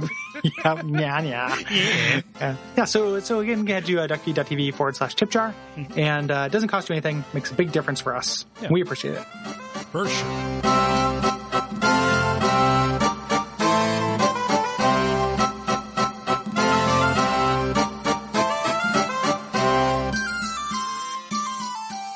So you head south to Coronet, and when you get to Coronet, they're blocking all ship travel. Yeah. Which is a bummer. But it also makes sense. Control the ports. Yeah. Yep. Yeah. And your carny friends from before are in the same boat. Not literally. They want to be in the same boat. Yeah. They're in the same land as you. Yeah, the same terra firma. Yeah, so they join up because they know you from before, and I assume they have the same opinion of Island that you do. Yeah. This brought something to light for me that wasn't really that much of a problem before when it was more linear. But boy, is the flagging in this game really shoddy sometimes. Yeah. So, like, a lot of it is just kind of like, okay, you trigger a scene somewhere, and I don't know if it's a matter of the translation or the localization, but it's not readily signposted where you need to go to make the next thing happen. So it's a little bit like an old adventure game in that just, well, I might as well fucking go everywhere I've been before. Yeah. And that's really no fun. And they could have really ameliorated that with dialogue, and maybe they attempted to, but it doesn't really come out that way. On the plus side, one of the carnies is hot for you. so you got that going for you. Yeah. What is it? Nina? No, Nina's the one that has to D. It's the other one. Yeah. And essentially, you find two sailors who I think are from the first game, if I recall.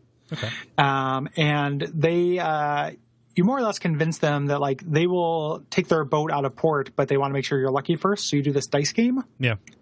Which I can't remember the name of, but that also returns from the first game. I think the first game also had a shell game, if I recall. Oh, gosh. As well. But I remember it being like a fair shell game. Like, I remember being good at it. Yeah. But this is a very simple dice game. Yeah.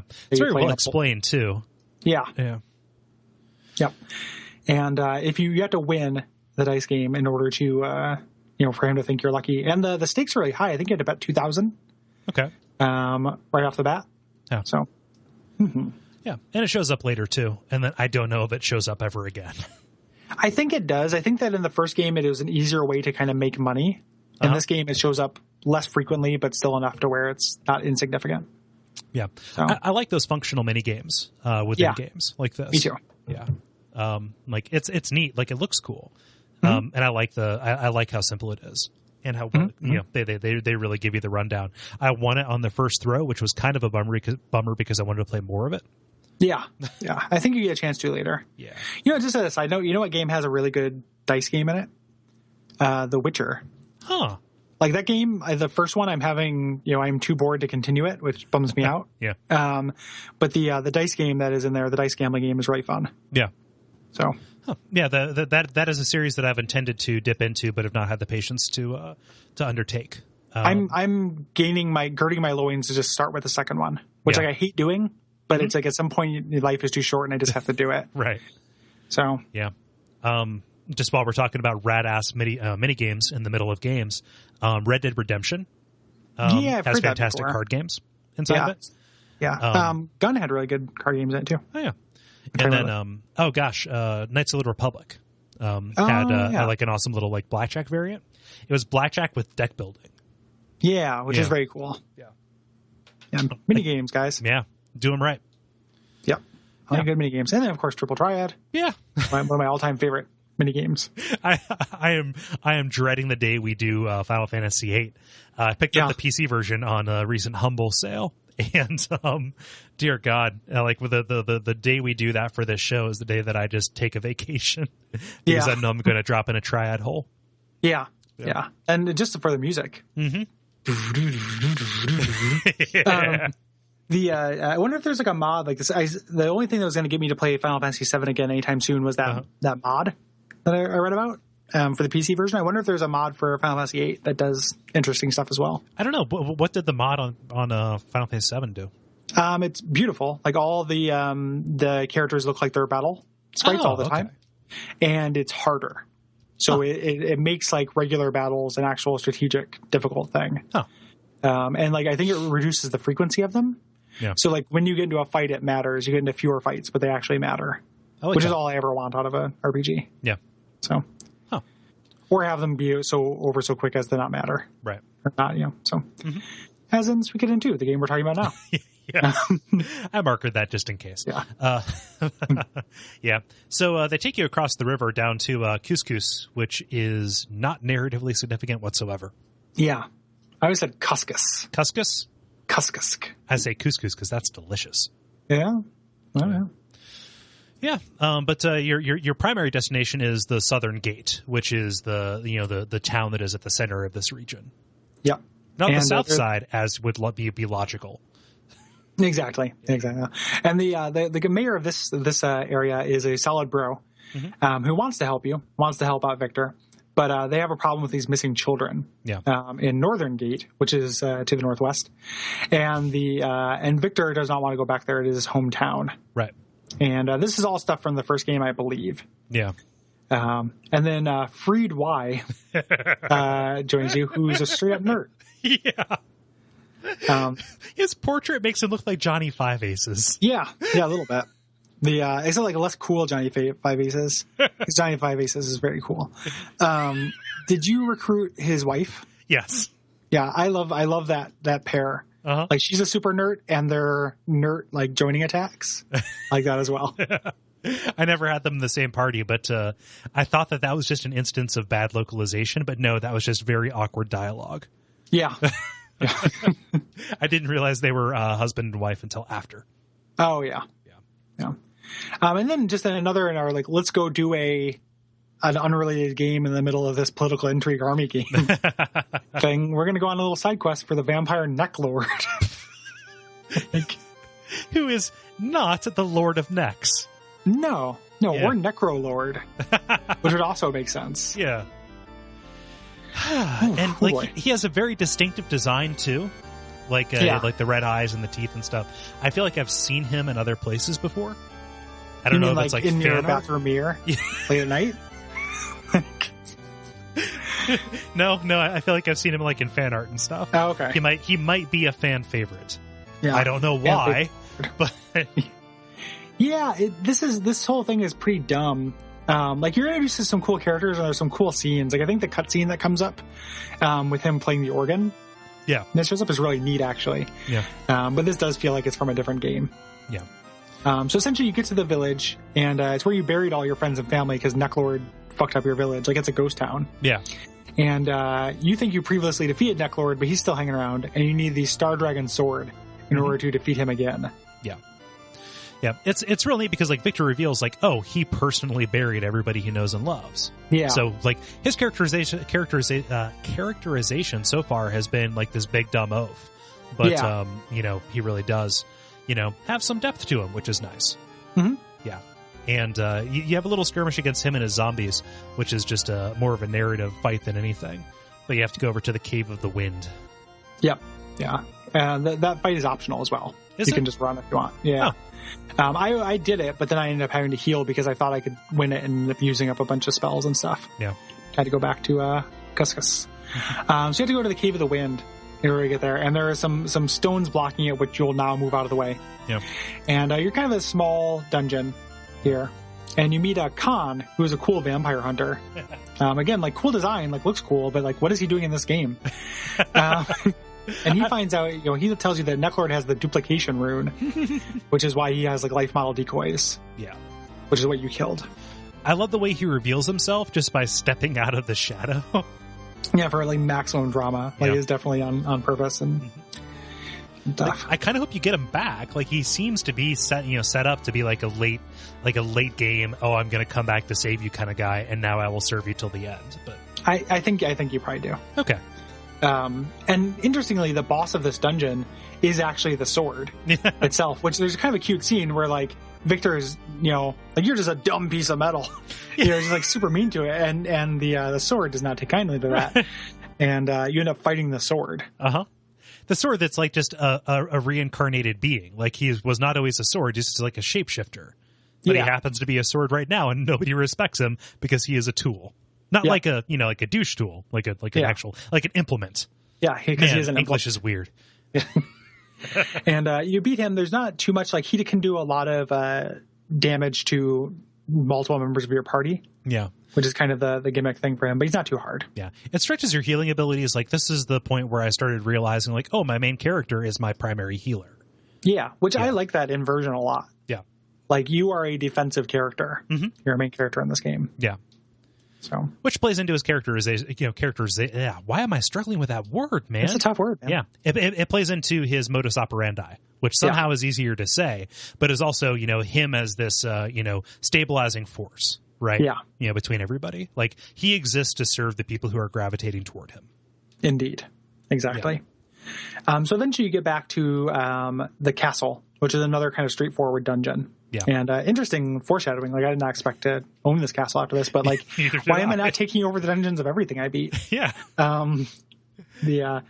And you get this awesome scene where Necklord revives Daisy, who Victor had a romantic interest in. Yeah. And you have this little bit where you think like, oh, what is he going to do? He straight up cuts her fucking head off. Cuts her in half. Yeah, which is awesome. Yeah. Like, it's hardcore and Victor rules. Mm-hmm. Yeah. Sees right through it. So it's, it is a nice subversion of the, I'm going to tempt you with what you want most. It's like, no, what I want most is for you to fucking go away. Exactly. Yeah. Exactly. It's pretty great. I like this boss fight a lot, even though there's not a lot to it. The sprite is great. He just kind of stomps around. He's a 6-headed skeleton ghoul thing. Yeah. Which I'm always going to be in favor of. And Necklord gets away. And Khan leaves you because he's only here for the Necklord. Yeah, yeah. And of course, while you were gone, Southwindow fell to the Highland Army. Yep. And Solin G, who is their lieutenant that you're dealing with for this kind of branch. Mm-hmm. And that sucks. That does suck. Here's a question, since we talked about the Abomination boss. What did you name your army? Oh, Unicorn. Unicorn? Oh. Yep. After my fallen comrades. Yeah. I called mine Skeleton, which is great because it's all about, the skeleton army's coming. And that's pretty good. You're going to join the skeleton army. Yeah. But I was worried that both of us would do the same thing, and that would just be a little bit too uncomfortable. Yeah, I would be uncomfortable. So, no, I went. I did joke name for my fort. Oh yeah, but yeah. What'd you call it? Sense. Sense. Yeah. So. Yeah. I called it Bubbles. Bubbles Castle. Bubbles? Oh, after The Wire. Yeah, and Trailer Park Boys. Oh yeah. Yeah. So yeah. So you go back and it's a real bummer. So you have to talk with Apple again because obviously something isn't working with the way that you're handling things. Yeah, like I like how this game gives you that courage to just be a fuck up for so long. Like, you were just making all of the wrong decisions, and the game is making you do it. It's not like it's a little Spec Opsy, but like, you are an inexperienced teenager. Mm-hmm. Like, it plays into that kind of growth. Whereas like near the end of the game, when you are an experienced leader leading an army, like you do really come from humble beginnings. Yeah, that's something that I love about Dragon Age 2, which is it is a game about what happens when you fuck up everything you come in contact with. Yeah. Agreed. But it's great because you call a mulligan. Like, Apple says, you know what, I've been leading you wrong, so we need to find kind of the better strategist that I used to, that I came up with, who trained alongside me. And so, the game becomes about recruiting Shu now. Yep. Yeah, who lives in Reddit town to the east. And you have this kind of long sequence with Shu because Shu's really stonewalling you. Yeah, and it's pretty intense. Like, Apple, literally begs him to, and you can either stop this or not. But she's just really putting aside all of her pride and just saying, we need this or we're going to fail. Yeah, I'm a little bit uncomfortable with how submissive Apple is. Yeah, it gets a little gross. Luckily, not all the characters are. You've got Nanami to balance that shit out. True.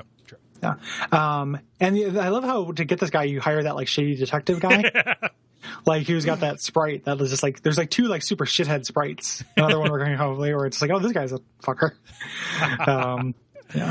Yeah. His name's Richmond. It's just like hey Bob, what's happening? Yeah.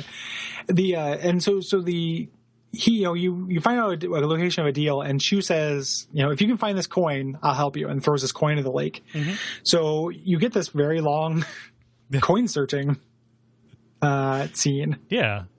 Yeah, so first you have to convince them to close the sluice gate. Oh, yeah. Which, anytime, I feel like sluice gates come up in games or RPGs. I have no idea what one is.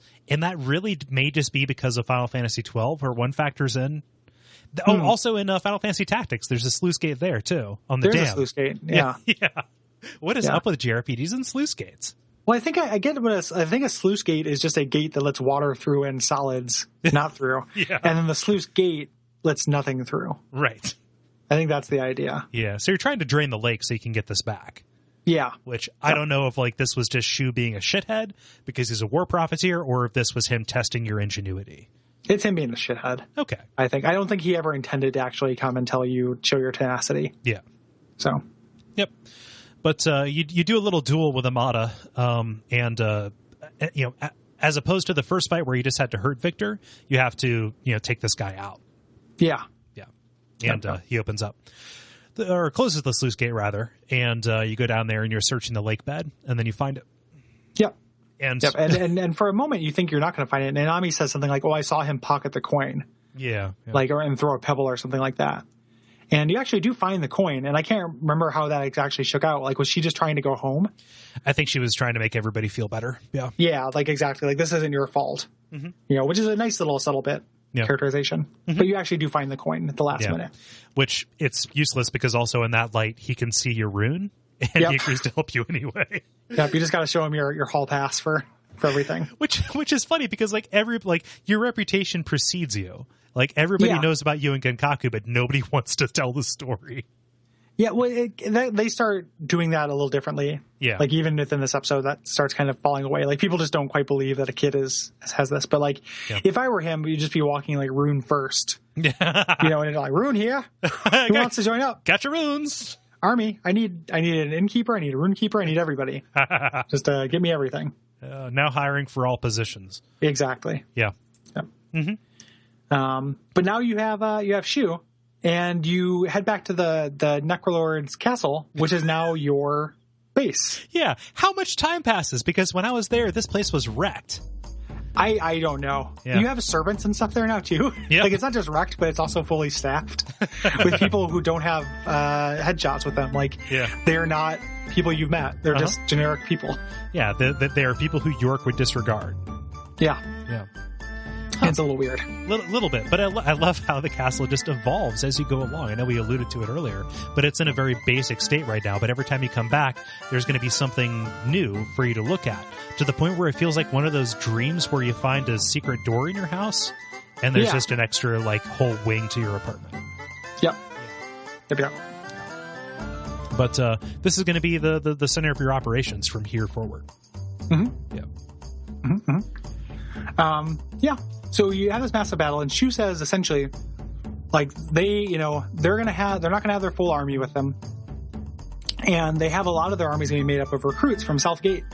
So if you can turn the tide of morale, you can get the Southgate people to turn to your side.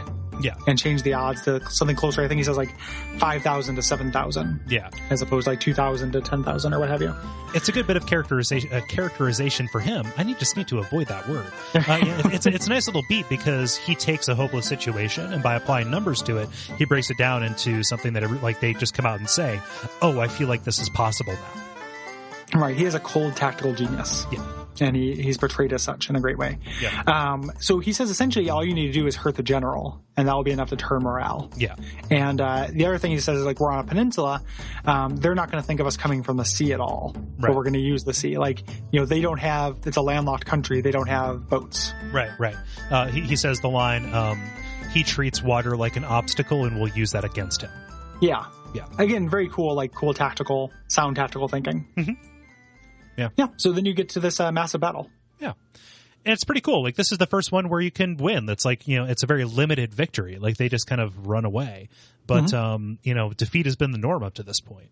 Yep. Yeah. And, it's almost, if you can just draw a little bit of the bully's blood, he's going to cry and run back to his mom. That's exactly what happens. Yeah.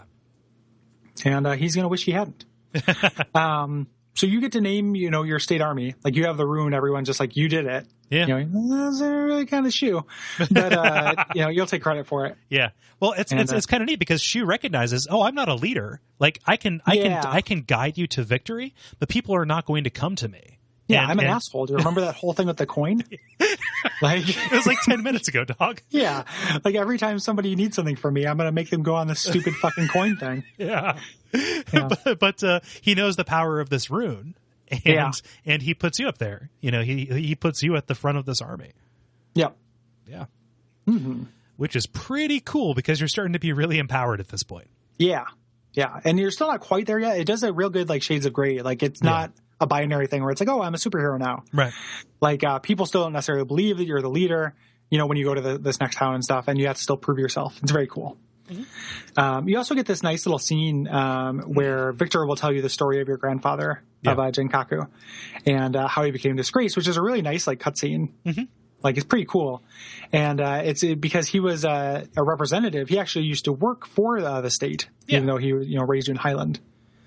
Mm-hmm. So. Yeah, he was a representative, and kind of like at the linchpin of this whole rivalry, they said, okay, we're going to try and settle this with a duel.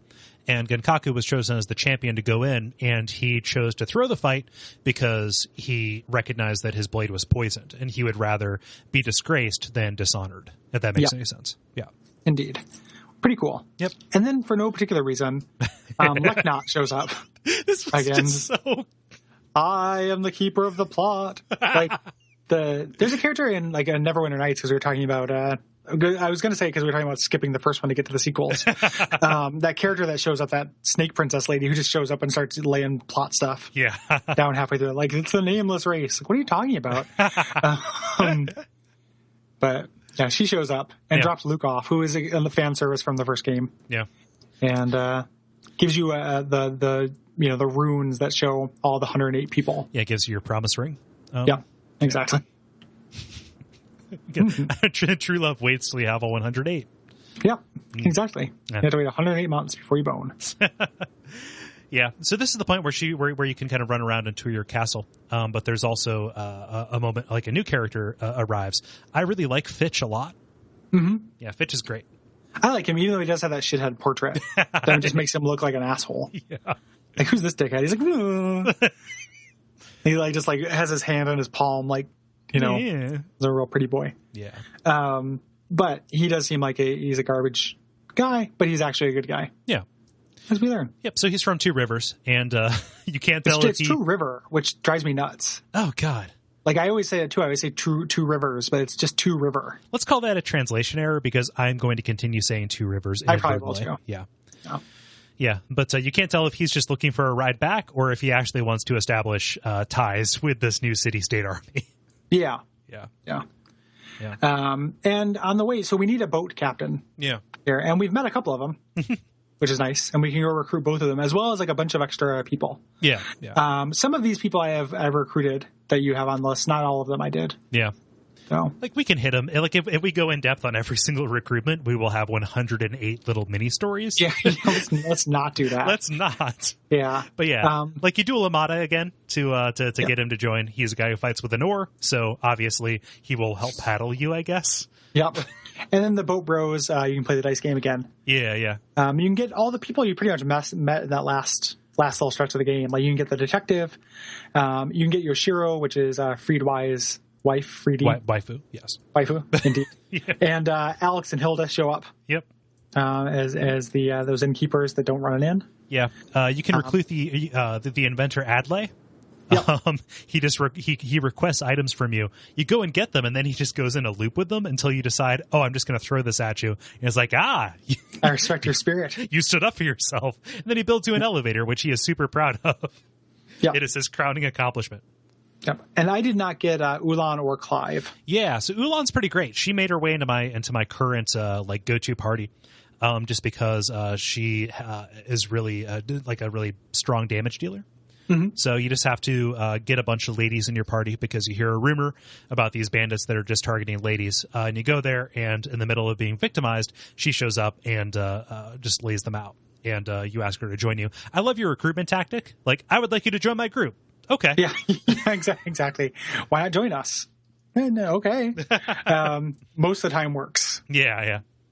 And then you get Clive, who I also like in my party because she's got guns, by going to Southgate and just asking her. Like, you see her. She's a very distinct sprite. And so you could miss her, but you just talk to her and like, oh, she says, I want to go to Lake West. Which I think that's just another time-sensitive part of her quest, which I just totally missed. So yeah. I have her with me. I don't know if she's going to leave. I hope she does not. But that's you're never going to Lake West. Yeah. Well, no, you go there. Like that's how you get to Two she's Rivers. Never going because you missed the time. Yeah. Okay. This is Lake East. The Yeah, right now in the party, I'm using main character Inanami, Victor, Luke, the lady mage from the circus. Yeah. And one other person. Yeah.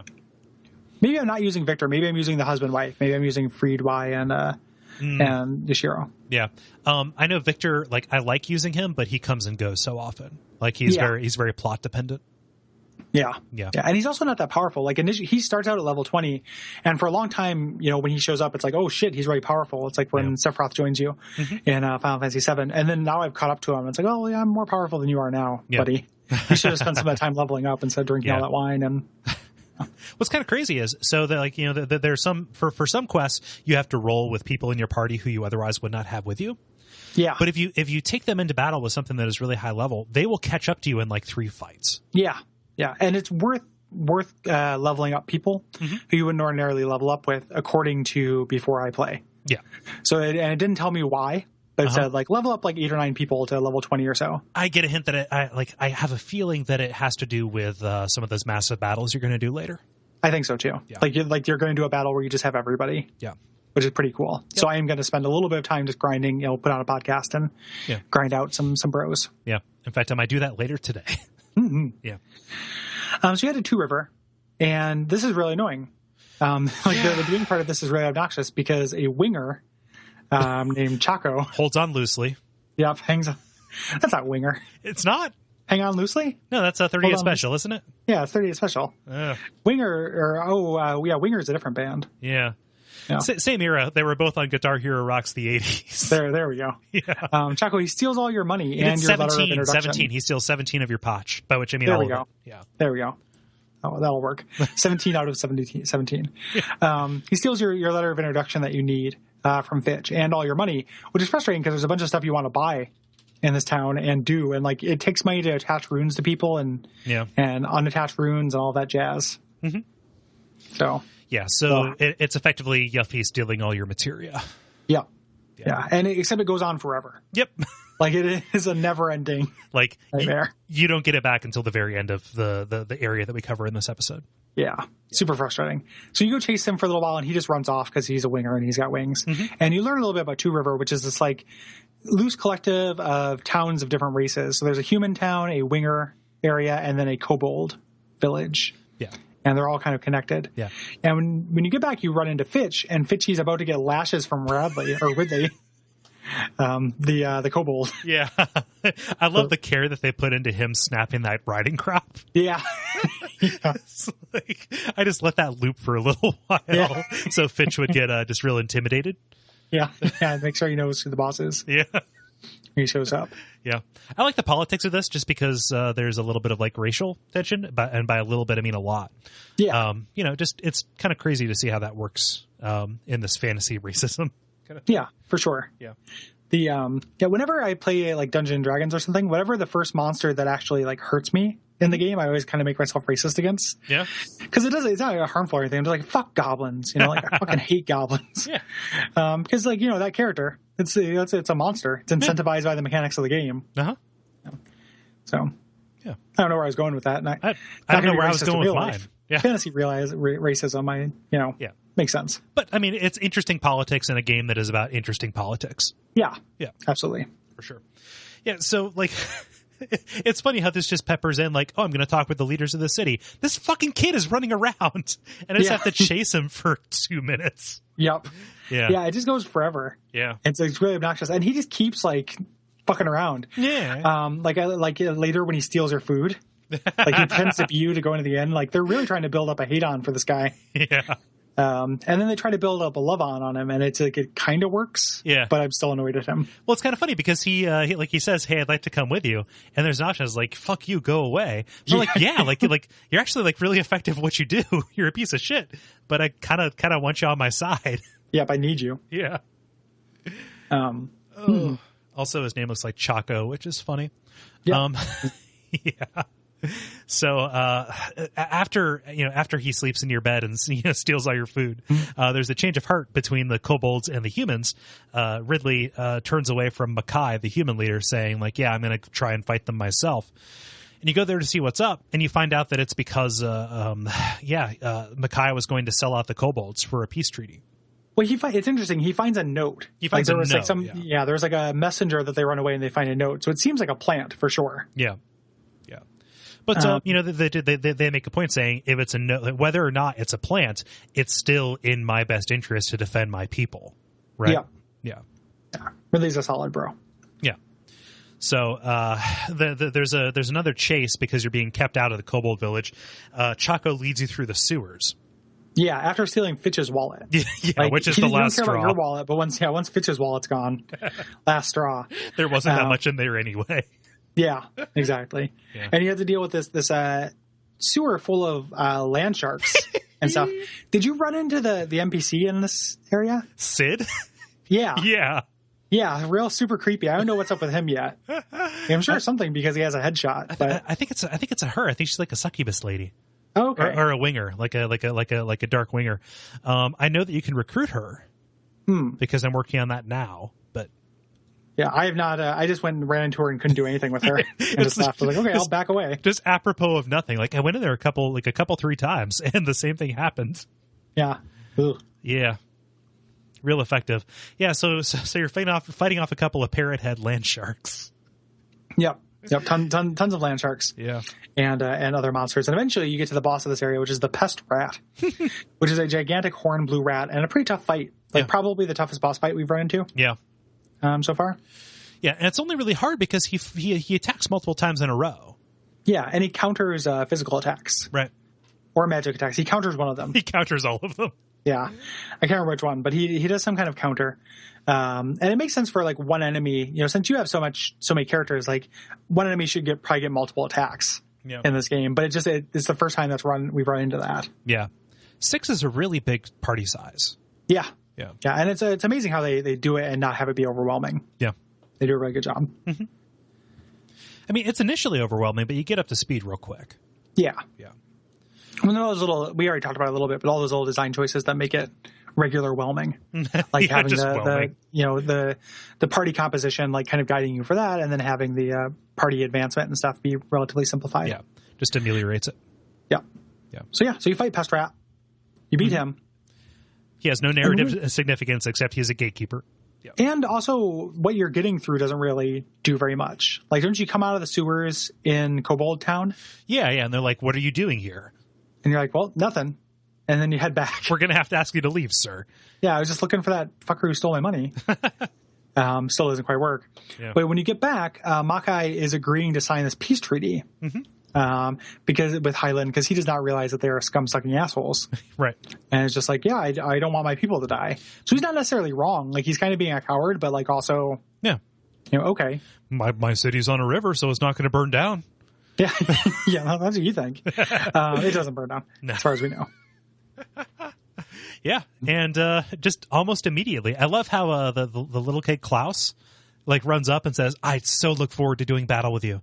And yeah, runs back is a to real his dad. Funny nerd as well. Yeah, he's the tactician that's going to be, I think is going to be the villain for this leg. Yeah. Of the thing, and they attack, and you think that you're going to be fucked, but the wingers show up. Mm-hmm. And the kobolds show up. Yeah. And eventually just say, like, hey, this is our town, too. Yeah. I love how this is not a massive battle. I love how this is, like you are stranded here without your support lines. It would make no sense for you to, now I will lead a kobold army. Like, no, the skeleton army is, way back there. Like, you left them behind. So just let these other guys do it. And it's harrowing. Yeah. Yeah. And your army has been sent for, but it's not there yet. Yeah. So, but eventually, because of this, you win out. Yeah. And because your army shows up, they actually retreat.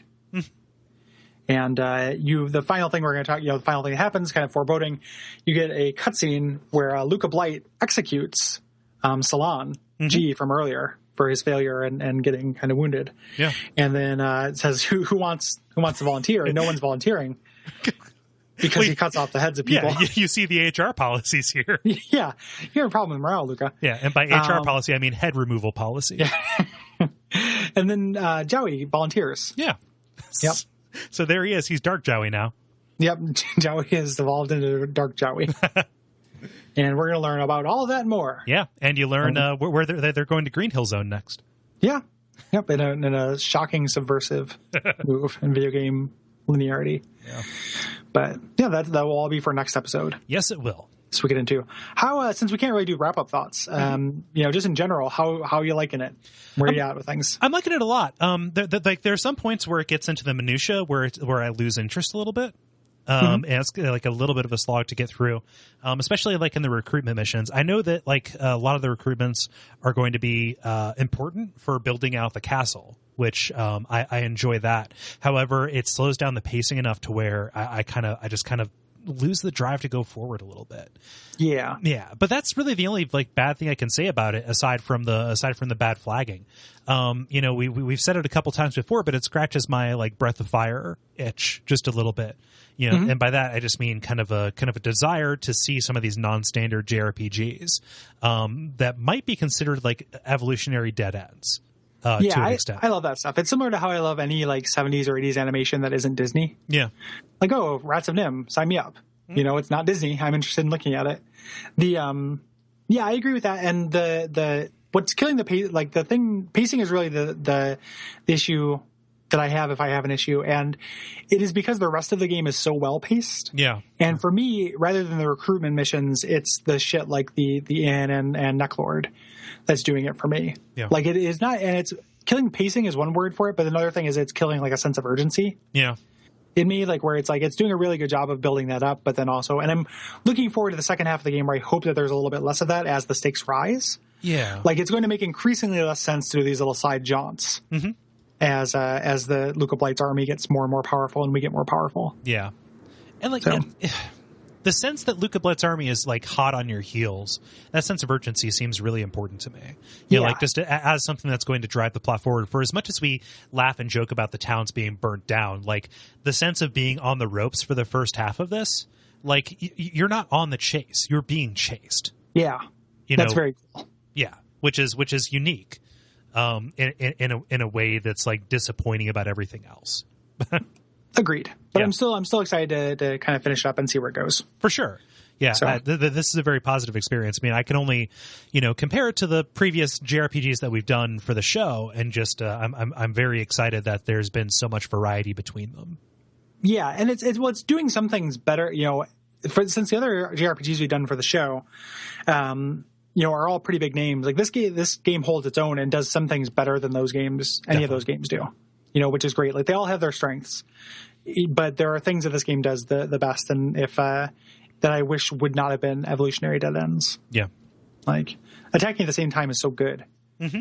Should just be. Just compress it. Compress what you can. Yep. Huh. Yeah. Mm-hmm. Yeah. So that's it. So moving on, we're going to cover till the end of the game, presumably the climax. Yeah. And after that, what are we doing, Cole? Before we do that, I will say if you have comments either about things that we got wrong or got incomplete, or thoughts on the rest of the game, there's some comments that were put in that were kind of about broad generalities or spoilers that I'm going to leave towards for responses on the second half. But go to duckfeed.tv/contact and send them in if we jogged anything loose or if you're just waiting, because we will want your thoughts for the second extra-sode here. Indeed. Yeah. But what we're doing next after Suikoden is a little bit of a palate cleanser insofar as we're doing a split EP about Contra and Little Nemo. Yeah, Little Nemo, the Dream Master, both NES games. Mm-hmm. So doing a Konami and Capcom NES platformer. Yeah. And kind of seeing those two different design philosophies at work. I'm really looking forward to that. It's going to have the best music of the year of our episodes, I think. Deadly Premonition. Deadly Premonition does have good music. Yeah. But the music in Contra. Yeah, for sure. Like this has been a little bit of a banner year for music for us, actually. Yeah, with the exception of this episode, which I probably put in like the main theme and the town theme and maybe the massive battle theme. We didn't talk about this, a weird glitch in Suikoden II where sometimes the massive battles have no music. There's just no music. It's really weird. Yeah. Since I'm playing this on emulator, I thought there was something wrong with the emulator. Yeah. Anywho, after that, we are doing Half-Life. Mm-hmm. The original Half-Life.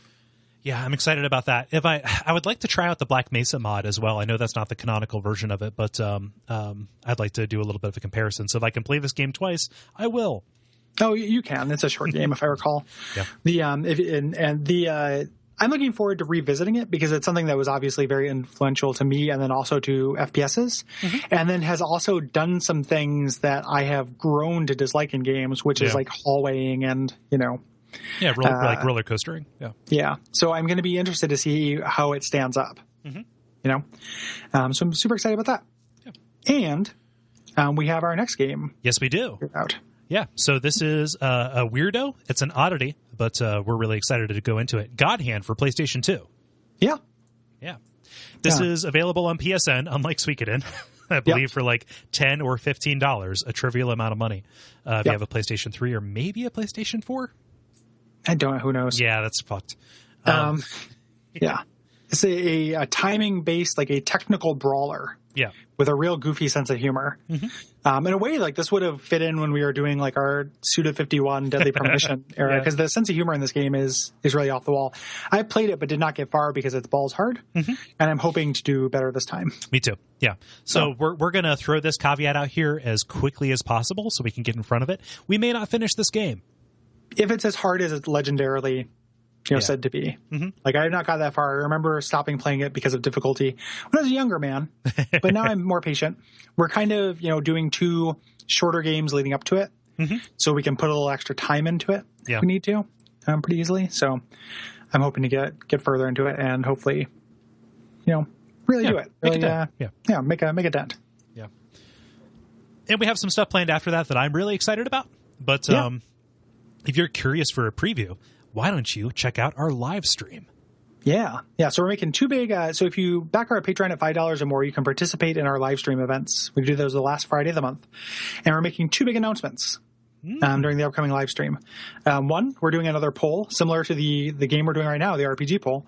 We're doing our autumn adventure game poll. Yeah. And I love the idea of these becoming annualized. Like, we just need to come up with a genre for spring and winter. Yeah, we do. And but our autumn adventure game poll, we know the candidates. They're all games I would love to play, and they're all games that are interesting. We're also going to announce the game we're doing for our live show at the Portland Retro Gaming Expo the first weekend in October, which is probably not.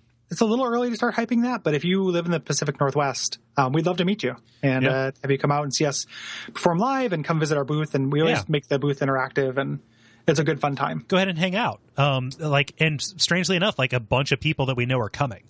Like, I haven't told you this. I haven't told you this yet, Gary, but Ben is coming. Oh, that's awesome. Yeah. That's fantastic. I'd love to meet Ben. Yeah, Ben from The Level. Oh, awesome. That's wonderful. Yeah. That makes me really happy. Braden Cameron from The Pitch is moving out to Portland before then, so he's going to be there. Nick already lives here. A bunch of the is it Symptomatic games? Asymmetric.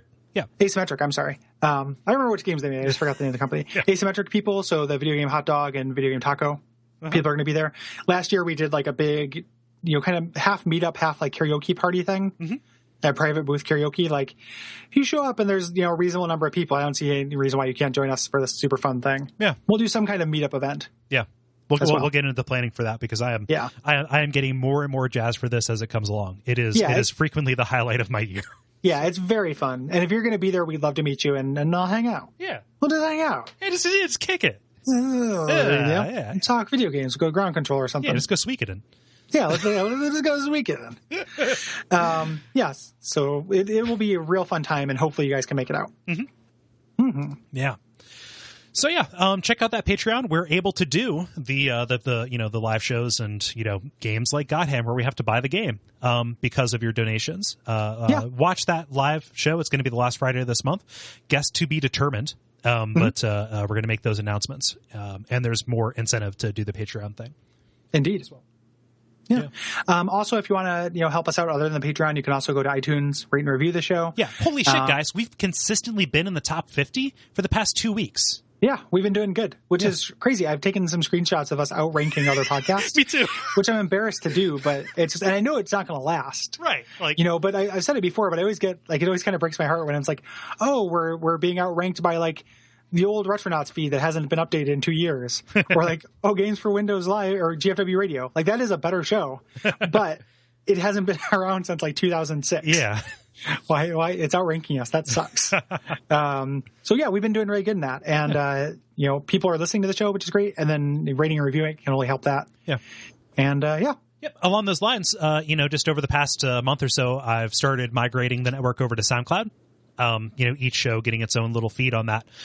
So if you would like to share episodes, there's a nice little embed link there. And also those comments are time coded. So if you want to point out something really stupid that we said, you can actually put your playhead at it and say, you're wrong about this.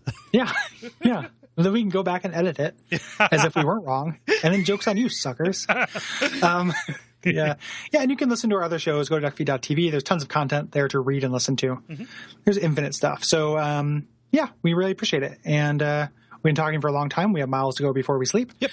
So we'll wrap this stuff up. Yeah. What should they watch out for? Watch out for extra long episodes, which tend to happen in August. Yep. And watch out for your town being set on fire. Yeah. It's tragic.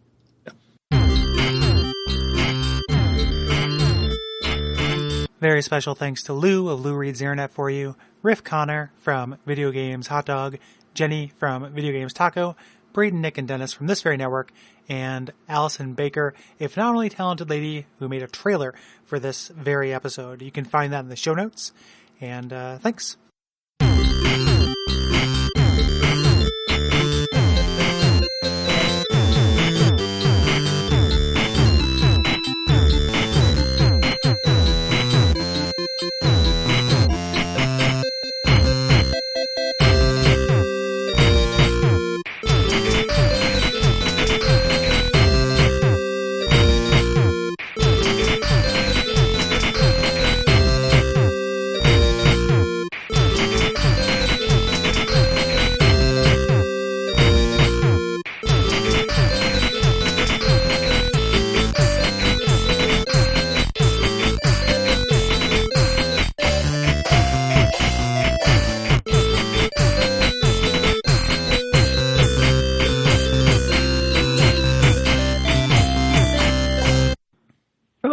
Yeah, baby. Yeah, baby. Oh, do behave, Cole Ross. Do behave, my mojo, my bat mojo, baby. But that's not my bag mojo, bag. My wife. My cocaine is my father. Oh, cool. Cool. Blimey. Corned beef. Corn blimey. Corn blimey. Corn blimey. Some pig. Corn sarnet. Yeah. That's some pig. That's a pretty good name for a character. Corn sarnet. That is pretty good. Hello. Hello. Here's my impression of Corn Sarnet. Hello. Oh, Mr. Sarnet was my father's name. Now, people have been calling me Corn Sarnet since I was just a niblets, but Yeah. Yep. It's time to make. Hey, Corn. It's time to make creamed corn. Don't let the sun set on you in this town. Oh, all right, I'll leave. Oh. I guess I'm just gonna go now. I guess I'm just gonna go. Okay. Oh, it's nice to meet you, and I'll see you guys later. Yeah, I don't want any trouble. Seems like you guys have a nice establishment here. Lots of hubcaps on the walls. Corn. I want to get some of that high fructose corn syrup. Oh, very well. We'll make love. Is the corn syrup has come? Yep. Okay. High fructose. That's because he's been eating pineapples. No, very well. We'll make love. Okay. But only after I leave this town because these ruffians are after me. Yeah.